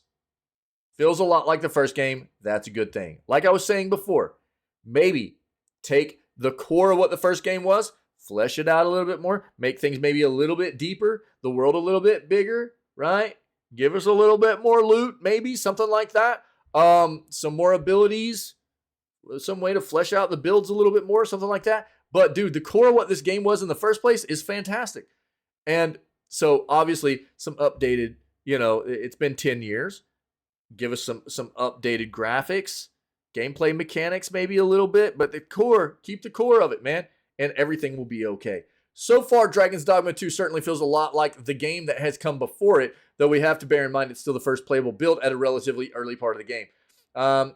Quote, as long as it remains weird for all the reasons its most hardcore fans have championed it all these years, that's no bad thing at all. Agreed. Super psyched about this. I cannot wait. And so far, what we've been talking about, we're going to end up making another schedule for this coming year as the end of the year hits and we roll into 2024. We'll be sitting down as we'll take a couple to a few streams. We'll be making an entirely new schedule for the coming year, as we did for this year as a community. And we've already got a number of games that I'm hyped about. I know the community's got games they're hyped about. Whether it be me playing single player titles or us playing cooperative titles, multiplayer titles together and stuff. I'm already stoked, dude. I've got things I'm looking forward to. So this is definitely one of my biggest right now. I'm really excited. Bandai Namco formally announces Studio 2 and Studio S, its Nintendo collaboration studio. The team has previously worked on the Super Smash Bros. And Mario Kart series. So, team has already been active for a number of years, has worked on such titles as Smash Bros. For 3DS and Wii U, Super Smash Bros. Ultimate, Mario Kart 8, Mario Kart Deluxe, Mario Kart Tour, ARMS, and Mario Sports Superstars, However, Bandai has now formalized the team as its own studio named Studio 2 and Studio S. On the studio's new website, a statement reads, Bandai Namco Studio 2 and Studio S have been a studio specializing in contracted development projects. We have cooperated in the development of many world-class titles such as Super Smash Bros., Mario Kart 8 Deluxe, and Mario Kart Tour. Quote, as a group of professionals who do not compromise on quality, we will continue to produce world-class titles in the future. We are looking forward to the participation of highly motivated creators. According to stats on the site, the team consists of 152 employees, 32% of which are new gradates, 32% of which are new gradates. I think that's supposed to be graduates. Around 40% of the team are artists, with the rest made up of designers and programmers.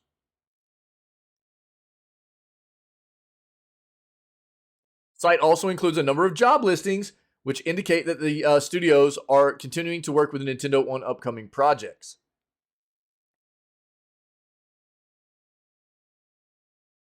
Cool. If you're interested in taking a look at what might be there, job opportunity-wise, it's nice to see some studios opening and providing employment opportunities in opposition to what we see every single day right now in our news segments with every day, studios laying off more people. And today's no exception, as we're about to talk about Amazon laying off more employees from their gaming division. So, seeing some opportunities arise in the industry, always a positive, dude. The next batch of Xbox Game Pass titles for November has been leaked. Persona 5 Tactica, Roller Drome, this game looks dope, and a console version of Dune Spice Wars are coming this month. These are, according to a reliable data miner, Bill Kuhn, okay? This is not official, but probably substantial to go off of here.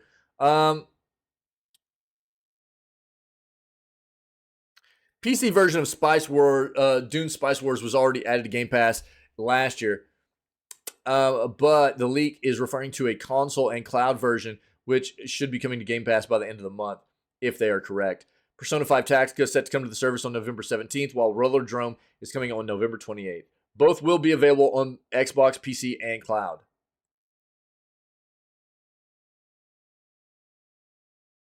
Yeah, earlier this month, 8 new titles were added to the Game Pass, including a launch day edition of Football Manager 2024, Thirsty Suitors Football Manager 2024 console, Like a Dragon Gaiden, The Man Who Erased His Name, Dungeons for Wild Hearts, and Spiritia all came to Xbox, PC, and cloud, while Coral Island came to Xbox and cloud. All right, so that's what you need to know about Game Pass for the rest of November. Could be worse. Here's how Hogwarts Legacy Switch compares to PS5. The port adds loading times to squeeze its open world onto Switch. Yeah, the Switch is very underpowered. Any kind of game that comes out originally meant for modern hardware is not going to look or perform the same on something like Switch's outdated, underpowered mobile hardware. There's just no way at all. But let's see. Oh, whoa. So, can you tell which is which?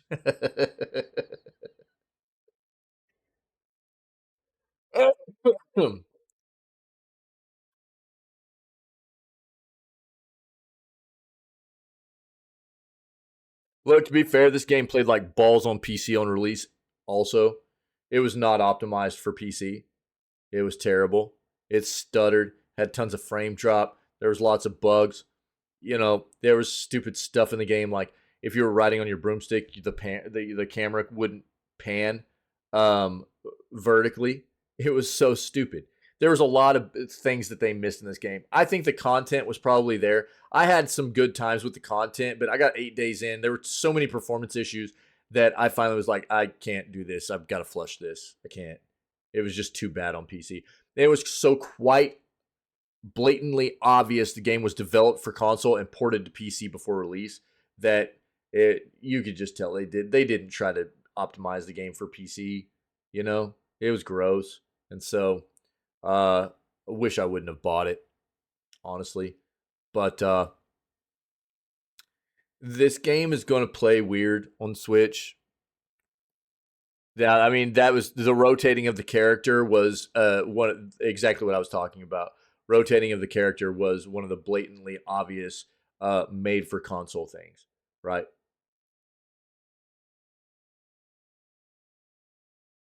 That's part of that. The hat and the hair was a wild thing. That was I won't even bring that up as that's just one of those like weird bug things. It was only happening to my character's hairstyle, you know. So that's whatever. They'll probably get that.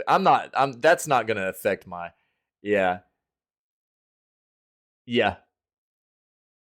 Yeah. Well, and then I found out that like you could actually rotate the character by using the directional pad too. If you don't remember your actual keypad on the keyboard, you could rotate your character by using the keypad too. Your directional arrows. We found that out as well, and it was like, oh my god, dude, come on. I mean, it's those kinds of things. It was just really gross. Yeah, but yeah, had to plug in the controller to actually find out how to originally rotate the character. You know, it's like Jesus Christ, you're just dying. I was dying, but not in a good way. You know, I was just so turned off. It was so bad. Those are those things where, as somebody who's played on, you know, and I know that many of us in this community are like this. You know, you played on different platforms your entire life. It's easy to see whenever games have been developed for a particular platform and then they don't do the release justice and optimize it for another platform on release. This was one of those occasions. It was really gross. They wanted to release this game on PC as well, and they didn't know how to develop it for PC correctly. They just developed it for console, ported it over to PC before release, and it felt bad. It felt gross. And it felt bad to me, man. I felt scammed, is what it was. I felt scammed by Avalanche, and therefore I won't buy another one of their games on release, man. That's the way that goes, you know. It feels bad. It's just gross. But I mean, this is the, you know, back to the topic here. I digress. You know, it's like, oh no, it won't be the last time. Yeah, it happened with Elden Ring before this, you know, and that's a huge notable company in From Software. Elden Ring was the same exact way. It was so reminiscent of Elden Ring. I trudged through Elden Ring, but it was so reminiscent of Elden Ring. That's why for me it's like educational. It's like you learn from your mistakes of buying into companies that do these terrible things to you. If they can't release on a platform, if they don't know how to develop and optimize and release for a platform correctly, they shouldn't be releasing on it. It's not fair to dupe us as a consumer, right? But that's where we have to learn as the consumer and not support these companies. That's why I try to educate on those kinds of fronts, right? And I learned myself, dude. That's why Avalanche won't get my money moving forward. They can get wrecked. But this is a different kind of thing here. They're actually taking the original version of the game. They obviously have to significantly downgrade this to work on the Switch. The Switch is underpowered significantly. We've seen this happen with other games, whether it be The Witcher 3. What was one of the latest ones? There was another one. Oh, Jesus Christ. Mortal Kombat 1. Yikers, dude. That was a rough one. And, it might play well enough, but it won't play great. You know what I mean? Oh, bro. Yeah, this is what you've come to expect, though, right? This is just what it is. And that's why I was like, yeah, it might play well enough, but it's not going to look the same. It won't play the same. It's going to be 30 frame capped. You're going to have probably some frame drop here and there, which is not going to feel good at a 30 frame cap. It's not going to look the same. It's just people have to be prepared for that. If you're playing on a Switch, you have to know that.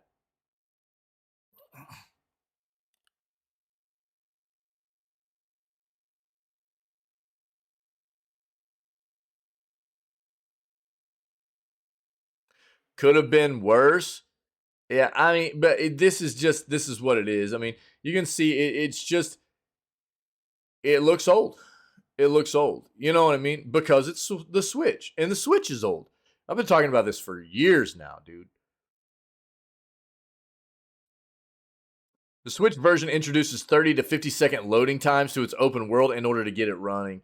The channel also notes that none of these things are deal breakers for most people, but as far as gameplay goes, having to load between every single shop in a town that has about 10 to 15 buildings, it certainly does impact the flow.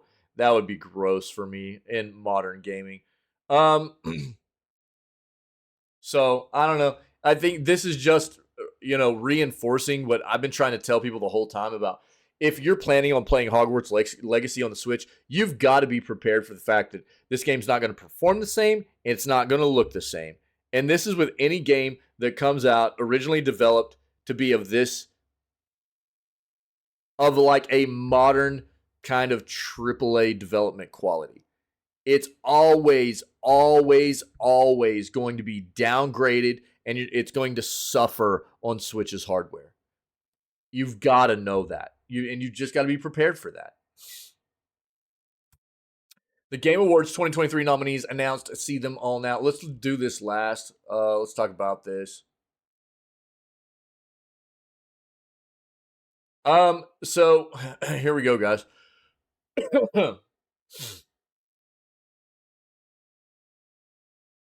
Yeah. Right. Yeah. Yep. Amazon's getting rid of its gaming content channel amid larger games layoffs. Company is cutting just over 180 jobs in its games division and is refocusing on the work it does with free games it offers to Amazon Prime subscribers.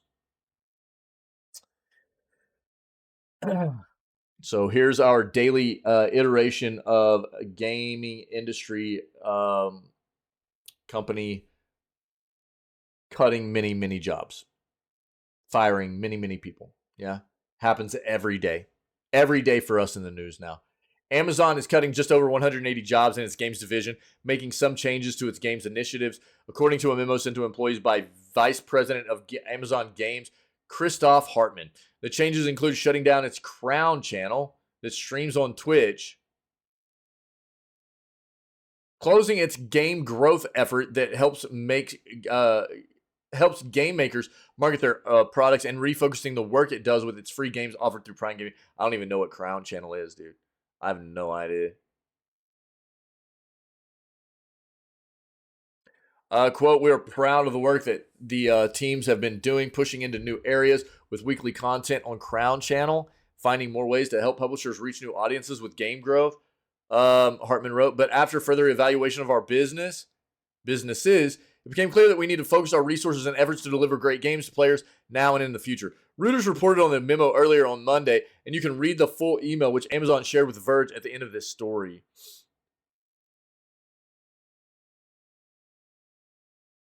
Oh, well.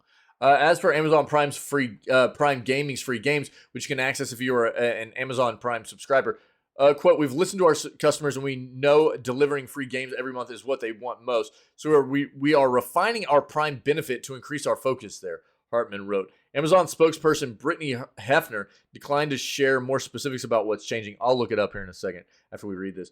The new changes follow layoffs announced in April of more than 100 staffers in Amazon's games organization. Those layoffs affected staffers in Prime Gaming, Game Growth, and the company's San Diego studio. More broadly, Amazon has cut thousands of jobs throughout this year. In addition to owning Twitch, Amazon juggles a number of gaming initiatives.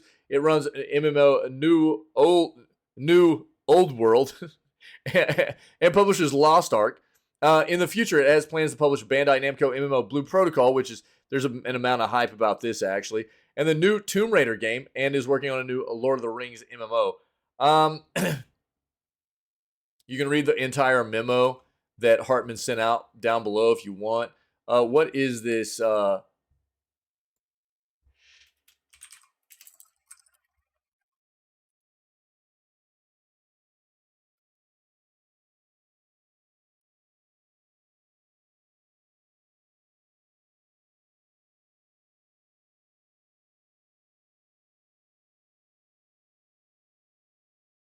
Interesting.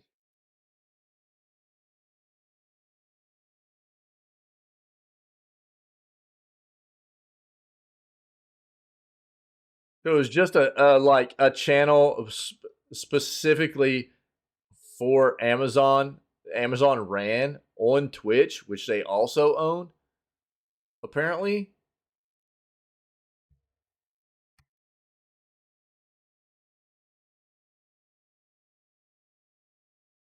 The online retail giant is shuttering the Crown channel, where gaming celebrities provided variety show entertainment and game growth, which helped.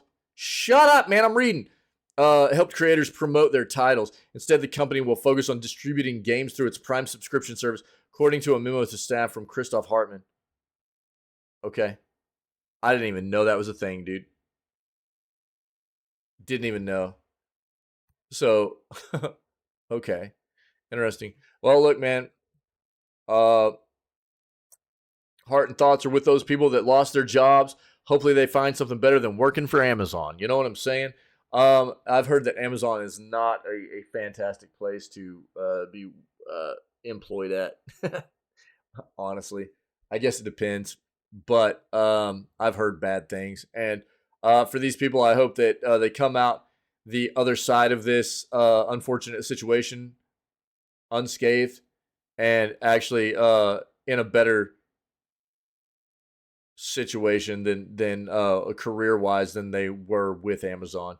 You know, that's what I always hope. I always hope that people that lose their jobs find something better fast, and they don't have to deal with too much strife from the job loss. You know, it's a very, very tough thing for people to deal with. So 180 jobs, another day, more firings, man.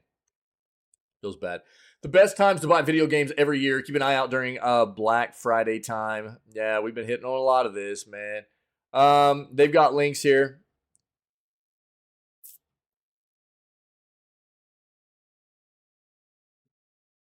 It's just a big article full of links of where you might be able to find some deals and stuff. I'll link it to you. Not a whole lot to dive into here. I'll keep my eyes and ears open again for anything in particular that catches my eye that could be a good deal. I'll put those things in the gaming deals channel of our Discord server and everything, so just pay attention. The Game Awards 2023 nominees announced. See them all now. The 6 Game of the Year nominees have been revealed. Again, we watched the Golden Joystick Awards the other day together here in the channel, and it was a lot of fun. We had a great time, and I was really comfortable with the awards that were given out. I thought it was pretty on par for if the game won that I wasn't expecting. Most of the awards I called, but even the awards I didn't call, I was like, if it's not this game, hopefully it'll be this game. And that's kind of the way it went almost every single time. So I was comfortable with it. Yesterday, the Game Awards nominees were announced. The top award of the evening, Game of the Year, we'll see Baldur's Gate 3, Tears of the Kingdom, Spider-Man 2, Alan Wake 2, Resident Evil 4, and Mario Brothers Wonder face off. as expected. Those are a lot of games that I would expect to see there. The games earning the most nominations are as follows. Baldur's Gate 3 and Alan Wake 2, they each have 8. Spider-Man 2 has 7. Mario Brothers Wonder has 6. Legend of Zelda Tears of the Kingdom has 5. And RE4 has 4. This was the live stream from yesterday. You guys can watch if you want. Tie Man. That's right. Tie Man. Yeah.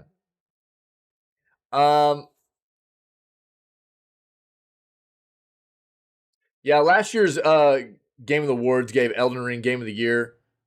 FromSoft's Epic won over God of War Ragnarok. Forbidden West, Xenoblade Chronicles 3, Stray, and Plague Tale Requiem. God of War led all other games with 6 award wins, though, with Elden Ring taking 4 awards on the night. It was nice to see those games, which everybody knew those games were going to be really going up against each other. And it was nice to see them kind of split out, you know. But each of them won a good number. I think that what we're going to see this year, though, is probably quite a sweep, like we saw with the Golden Joysticks, where Larian and Baldur's Gate kind of sweeps out pretty hard. And I think that's probably what we're going to see. That's what I'm expecting anyways. The thing is, there were a few awards from the Golden Joysticks that I think could have gone to some other studios, and I would have liked to have seen that, like Best Art Direction or something, or art, you know, there was like one of those. And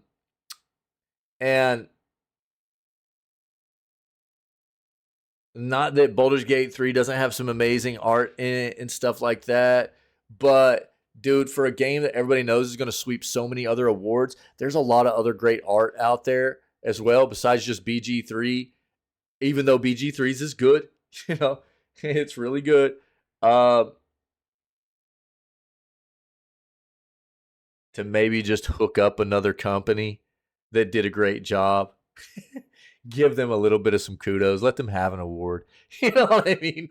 Instead of seeing one company just sweep. But, dude, I think Larian, and look, man, I love Larian. I think Larian's an amazing company. I think they deserve a lot of awards. This has been a long time coming for them. This has been a project of passion for them. They've done a great job of listening to the community. They deserve these awards. I really believe that, you know?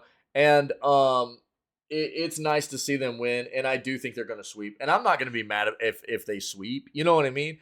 But there are some other companies that are in the running, developers that I'm a fan of, like Tango. I think Hi-Fi Rush was a banger of a game. I think it's going to suffer from some of the recency bias, you know, because that game came out in like the beginning of the year, whereas some of these other games have been fairly current releases. And so Hi-Fi Rush, I think, is going to suffer from some recency bias, things like that. And that's unfortunate because it's such a great game. And it was so refreshing to see a AAA studio like Tango shadow drop a game like that on us at a $30 price point, you know? So I would love to see them at least take something. You know, it's just that's one of those things for me. Nominees are selected via a jury of over 100 media outlets from around the world, and GameSpot is a part of the voting body. See, this is where it's not quite as nice. The Game Awards are not quite as nice, in my opinion, as the Golden Joysticks are.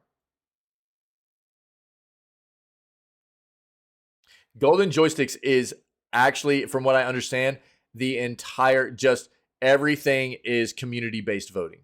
Nominees, winners, everything, from what I understand.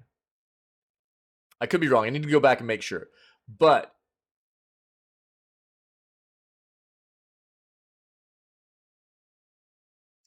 here we go. This is what we got. Game of the Year nominees: Alan Wake 2, Baldur's Gate 3, Marvel Spider-Man 2, Resident Evil 4, Super Mario Brothers Wonder, Legend of the Zelda Tears of the Kingdom. I'm not going to read all of these because here's what I'm probably going to do. I'm going to link this. You guys can take a look, okay? What I do have with this, though, so I'll read all the categories. I'll read all the categories, okay? Best game direction, best adaptation, best narrative, best art direction, best score and music, best audio design, best performance, innovation in accessibility, games for impact, best ongoing game, best community support, best independent game, best debut indie game, best mobile game, best VR AR game, best action game, best action adventure game, best RPG, best fighting game, best family game, best sim strategy game, best sports racing, best multiplayer, most anticipated game, most content creator of the year, best esports game, best esports athlete, best esports team, best esports coach, best esports event. Jesus Christ. A lot of esports in there. But I'll link this for you guys to take a look at. You can see all the nominees in there. And what I do have is this. How to vote for the Game Awards, okay? So we will be I was actually prompted by Timwin yesterday as he was watching the live announcement of the nominees and everything. Like whether or not I would vote live, and I mean that's a fun thing to do. I'll probably try to do this later in the week. Tomorrow's a day off, and that's probably what I'll try to do is maybe do this on like Friday or something. I think that's what we'll probably try to do right now. We'll plan on like doing the news, and then in between news and gaming on Friday, maybe we'll just do this voting stuff, you know? Or I could even maybe do it tomorrow. I don't know. We'll see how I'm feeling. We'll probably try to take a day where I get through the news fairly quick. That's what I'm probably going to do is sit on this to where we have a really bleak news day. We have a really bleak news day, then I'll sit on this, and that way we can kind of have this to fill a little bit of time, like maybe for waiting on Pinky to get home from work while we do some BG3 stuff or whatever. I'll probably sit on this so I can get some voting in while we waste a little bit of time, you know, as a filler to get him home, and so we can play BG3. That's probably what I'll do. So I don't know that I'll be able to announce it, but just know that this is probably something we'll do moving forward. I'll link this for everybody so you can go vote as well, you know. I heard that game shutting down, dude. Feel like that happens a lot. Kind of like a wave hits just because it got nominated for something, it gets it. Not saying they didn't deserve it. Fair. Just that sometimes something like art gets over. Yeah, I agree. Yeah, I agree. Mm-hmm. Yep. Yeah, it's got like a so much clout and everything behind it that it wins things that could potentially go somewhere else, right? Yeah, it's just got so much hype. Yeah. But I'll link this for you guys, and that's probably gonna be my plan. We'll vote live. I'll do it during a live stream. I just don't know. So you'll have to create an account or sign in, but once you do, you can vote right there. One thing to note about fan voting is that it'll only count towards 10% of the award voting. See, this is what sucks. The other 90% comes from a jury chosen to vote on the awards. This is why I'm not a huge proponent of voting on award shows like this. I don't feel like it matters. And I'll get it done if I need some filler time. That's kind of why I like the Golden Joystick Awards more, because it's all community voting. This feels like they don't give a crap about the people that actually, everybody out there playing the games. It feels biased. It feels like they only really care about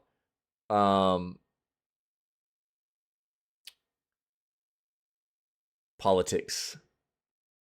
That's what this feels like to me. And that's why I'm not a big fan of the way they do the Game Awards.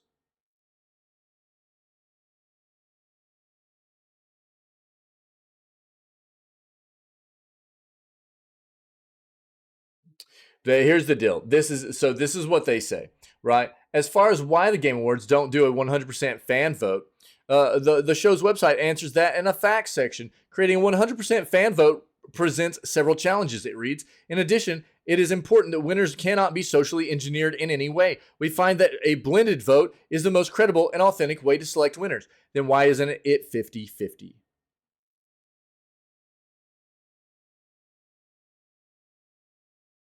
Why isn't it a split weighted community and your jury rather than 90% of the weight coming from your jury of selected chosen voters? So you can try to tell me that this is your, and if this was legit, it would be a 50-50 split, or at least something closer to that. I understand. We deal with this in the gaming industry all the time, right?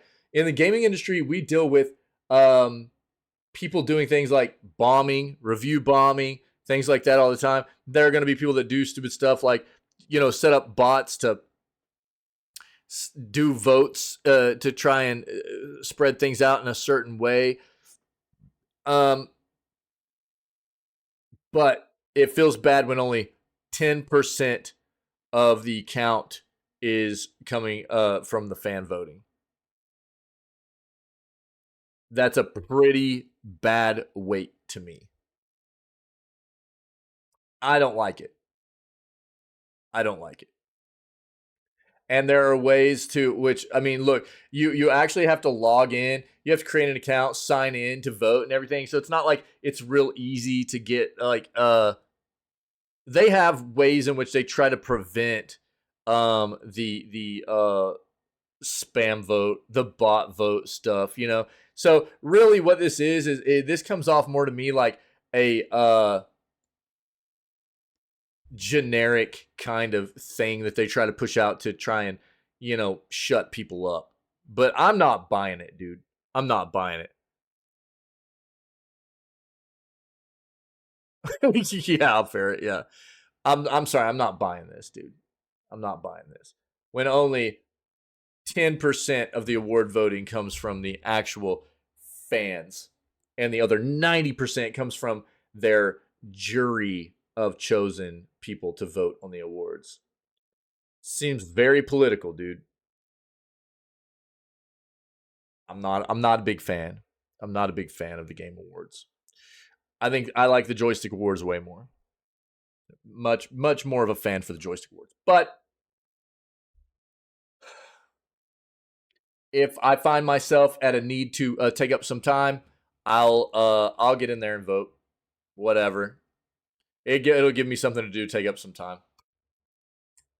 So if you guys want to vote, go for it. Just know that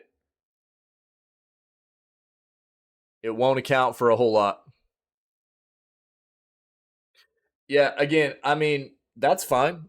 I think that the reason I like the Joystick Awards is because it does give me a better overall view of what us as a collective gaming community are thinking about what games are good and deserving of awards, right? That's why I really like the Golden Joystick Awards. The game awards themselves at the end of every year, I'm more watching for announcements, premieres, trailers, that kind of stuff to see because it's always a time where we get a lot of that kind of stuff. So that's more what I'm worried about for the game awards. Golden Joystick Awards gives me a better idea of how us as the hive mind, the gamer hive mind, are kind of thinking about what games are deserving of awards each year. You know what I mean?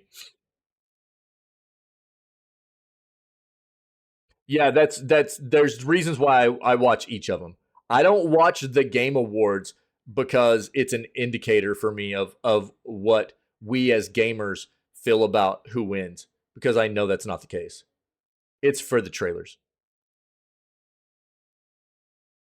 It seems like a very political kind of run show to me, and I don't really like it. But I like the trailers. So we'll watch it.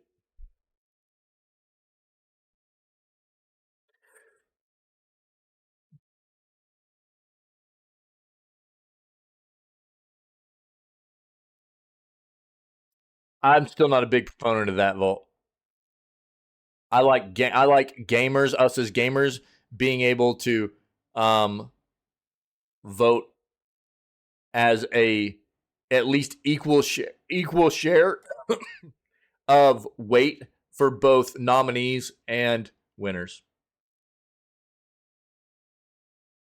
We are the consumers. We are the ones that drive this industry. So why should we not have just as much say in who wins the awards each year as some panel that they decide gets to vote? You know what I mean? I don't like it.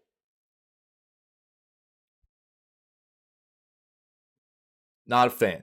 That's why, like I said, the Golden Joystick Awards, I think, are done in a better way. But I'll keep it at that. That's my opinion.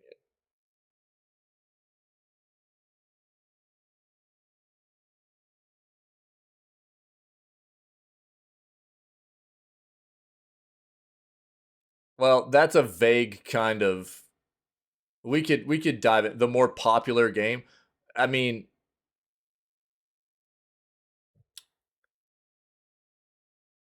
like I said, it should at least be weighted, Doug. At least be weighted equally. 50-50. We only get 10%, only 10%. We only matter for 10% of the voting or whatever. I mean, I don't know, dude. I don't really like that. And what makes a game popular? You know what I mean? I think you have to have faith in the gaming world. I think you have to have faith in gamers. I think you have to have faith. So is there always going to be the chance that there's like, because what you're saying, dude, could happen the other way around too. The panel could vote in games that us as the collective would be like, why is that there? You know what I mean? Why is that game there? Most of us collectively as the consumer and gaming enthusiasts could go, why is that winning? Because the panel is politically motivated by some insider part of the industry where they're getting their palms greased or whatever to make that game win. You see what I'm saying? That's why I don't like what goes on with the Game Awards. There's always the potential for some bad, scummy kind of stuff like that to happen. What is this panel? Who is this panel? You know what I mean? That's the thing that it worries me. That's why I feel like it's at least better to run off of what the consensus collective consumer is going to be thinking about what should be nominated and what should be voted on. As opposed to the panel. You know? I have worries, dude, about what that means. So, I don't know. I will just have to agree to disagree with you on that notion, I guess. I don't like that. It's like the same thing as so here in the US, right? People are under this notion that like the popular vote for the presidency, like their vote actually matters.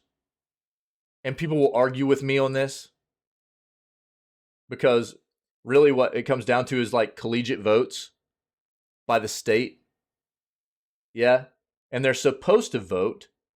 Each state is supposed to vote according to what the popular vote, which is the people's vote, is majority leaning towards. But it doesn't always happen like that, does it? And it's basically been set up in a way where the government can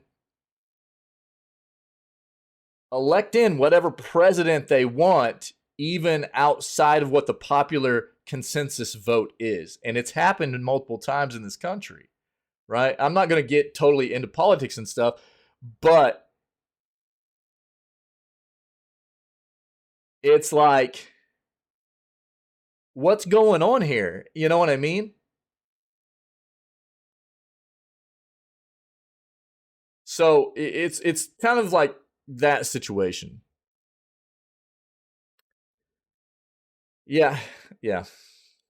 again, I'm not going to try to get too political about this, but we all know that like in this country, if you're part of this country, it's doesn't work the way, and the argument is, well, it's set up this way to protect protect you guys from, you know, voting in somebody that you wouldn't really want or whatever.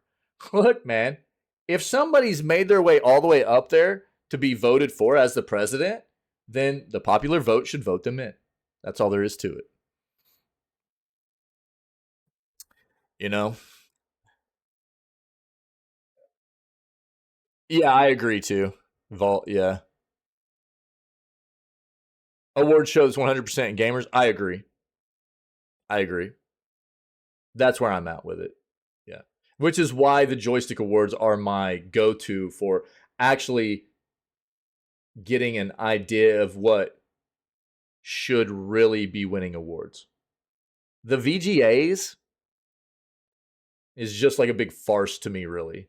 It's a big political mess of, you know, it doesn't hold any weight. It doesn't hold water for me because of that. You know, um, so I don't know. That's what kind of what I was getting at. Like the golden joysticks are something that I like to dive into and put a little bit more stock into and flesh out about who's winning, because it does seem much more about us as gamers getting our votes matter, right? Yeah. Yeah, exactly, Vault. Exactly. Yeah. So the Golden Joystick Awards are supposed to be like all community-based voting, really, is what it is. At least I know for the winners. I don't know about nominations. I need to go back and look about nominations. But for the actual voting on winners and stuff, it's all community-based voting. There's no panel. You know what I'm saying? You know. So, like Vault was saying, and telling who buys votes and stuff. You know what I'm saying? I mean, that's always in the back of my head for the VMAs and or the VMAs, the VGAs. You know, and that's why I don't really care about it. Those awards don't really mean anything to me. They don't mean anything. I just watch those really for the trailers and stuff. So that's why they don't hold weight, dude. For me, like, because you guys know, dude, I'm a gamer for the people, dude. You know, and I'm gonna support those companies that do us justice and do us good, do us right. But dude, I'm not about the companies that do us wrong, and there's a lot of those companies. So I'm a gamer for the people, baby. You know. Oh yeah, Vault. Yeah, yeah. And so for me, I'm definitely one of those people that, yeah, I'm all about like us having a say in these kinds of things. We're the consumer. We're the ones that drive this industry and keep it going. You know what I mean? And so therefore I feel like it really should be on us to have the say in who gets the awards, who's nominated for the awards, stuff like that. You know, there should definitely be safeguards in place to the greatest extent possible to prevent things like bot voting and spam voting and stuff. You know what I mean? But sorry, I'm not about a panel. What a vague kind of word to use. Your panel of voters, you know, that seems scummy to me, dude.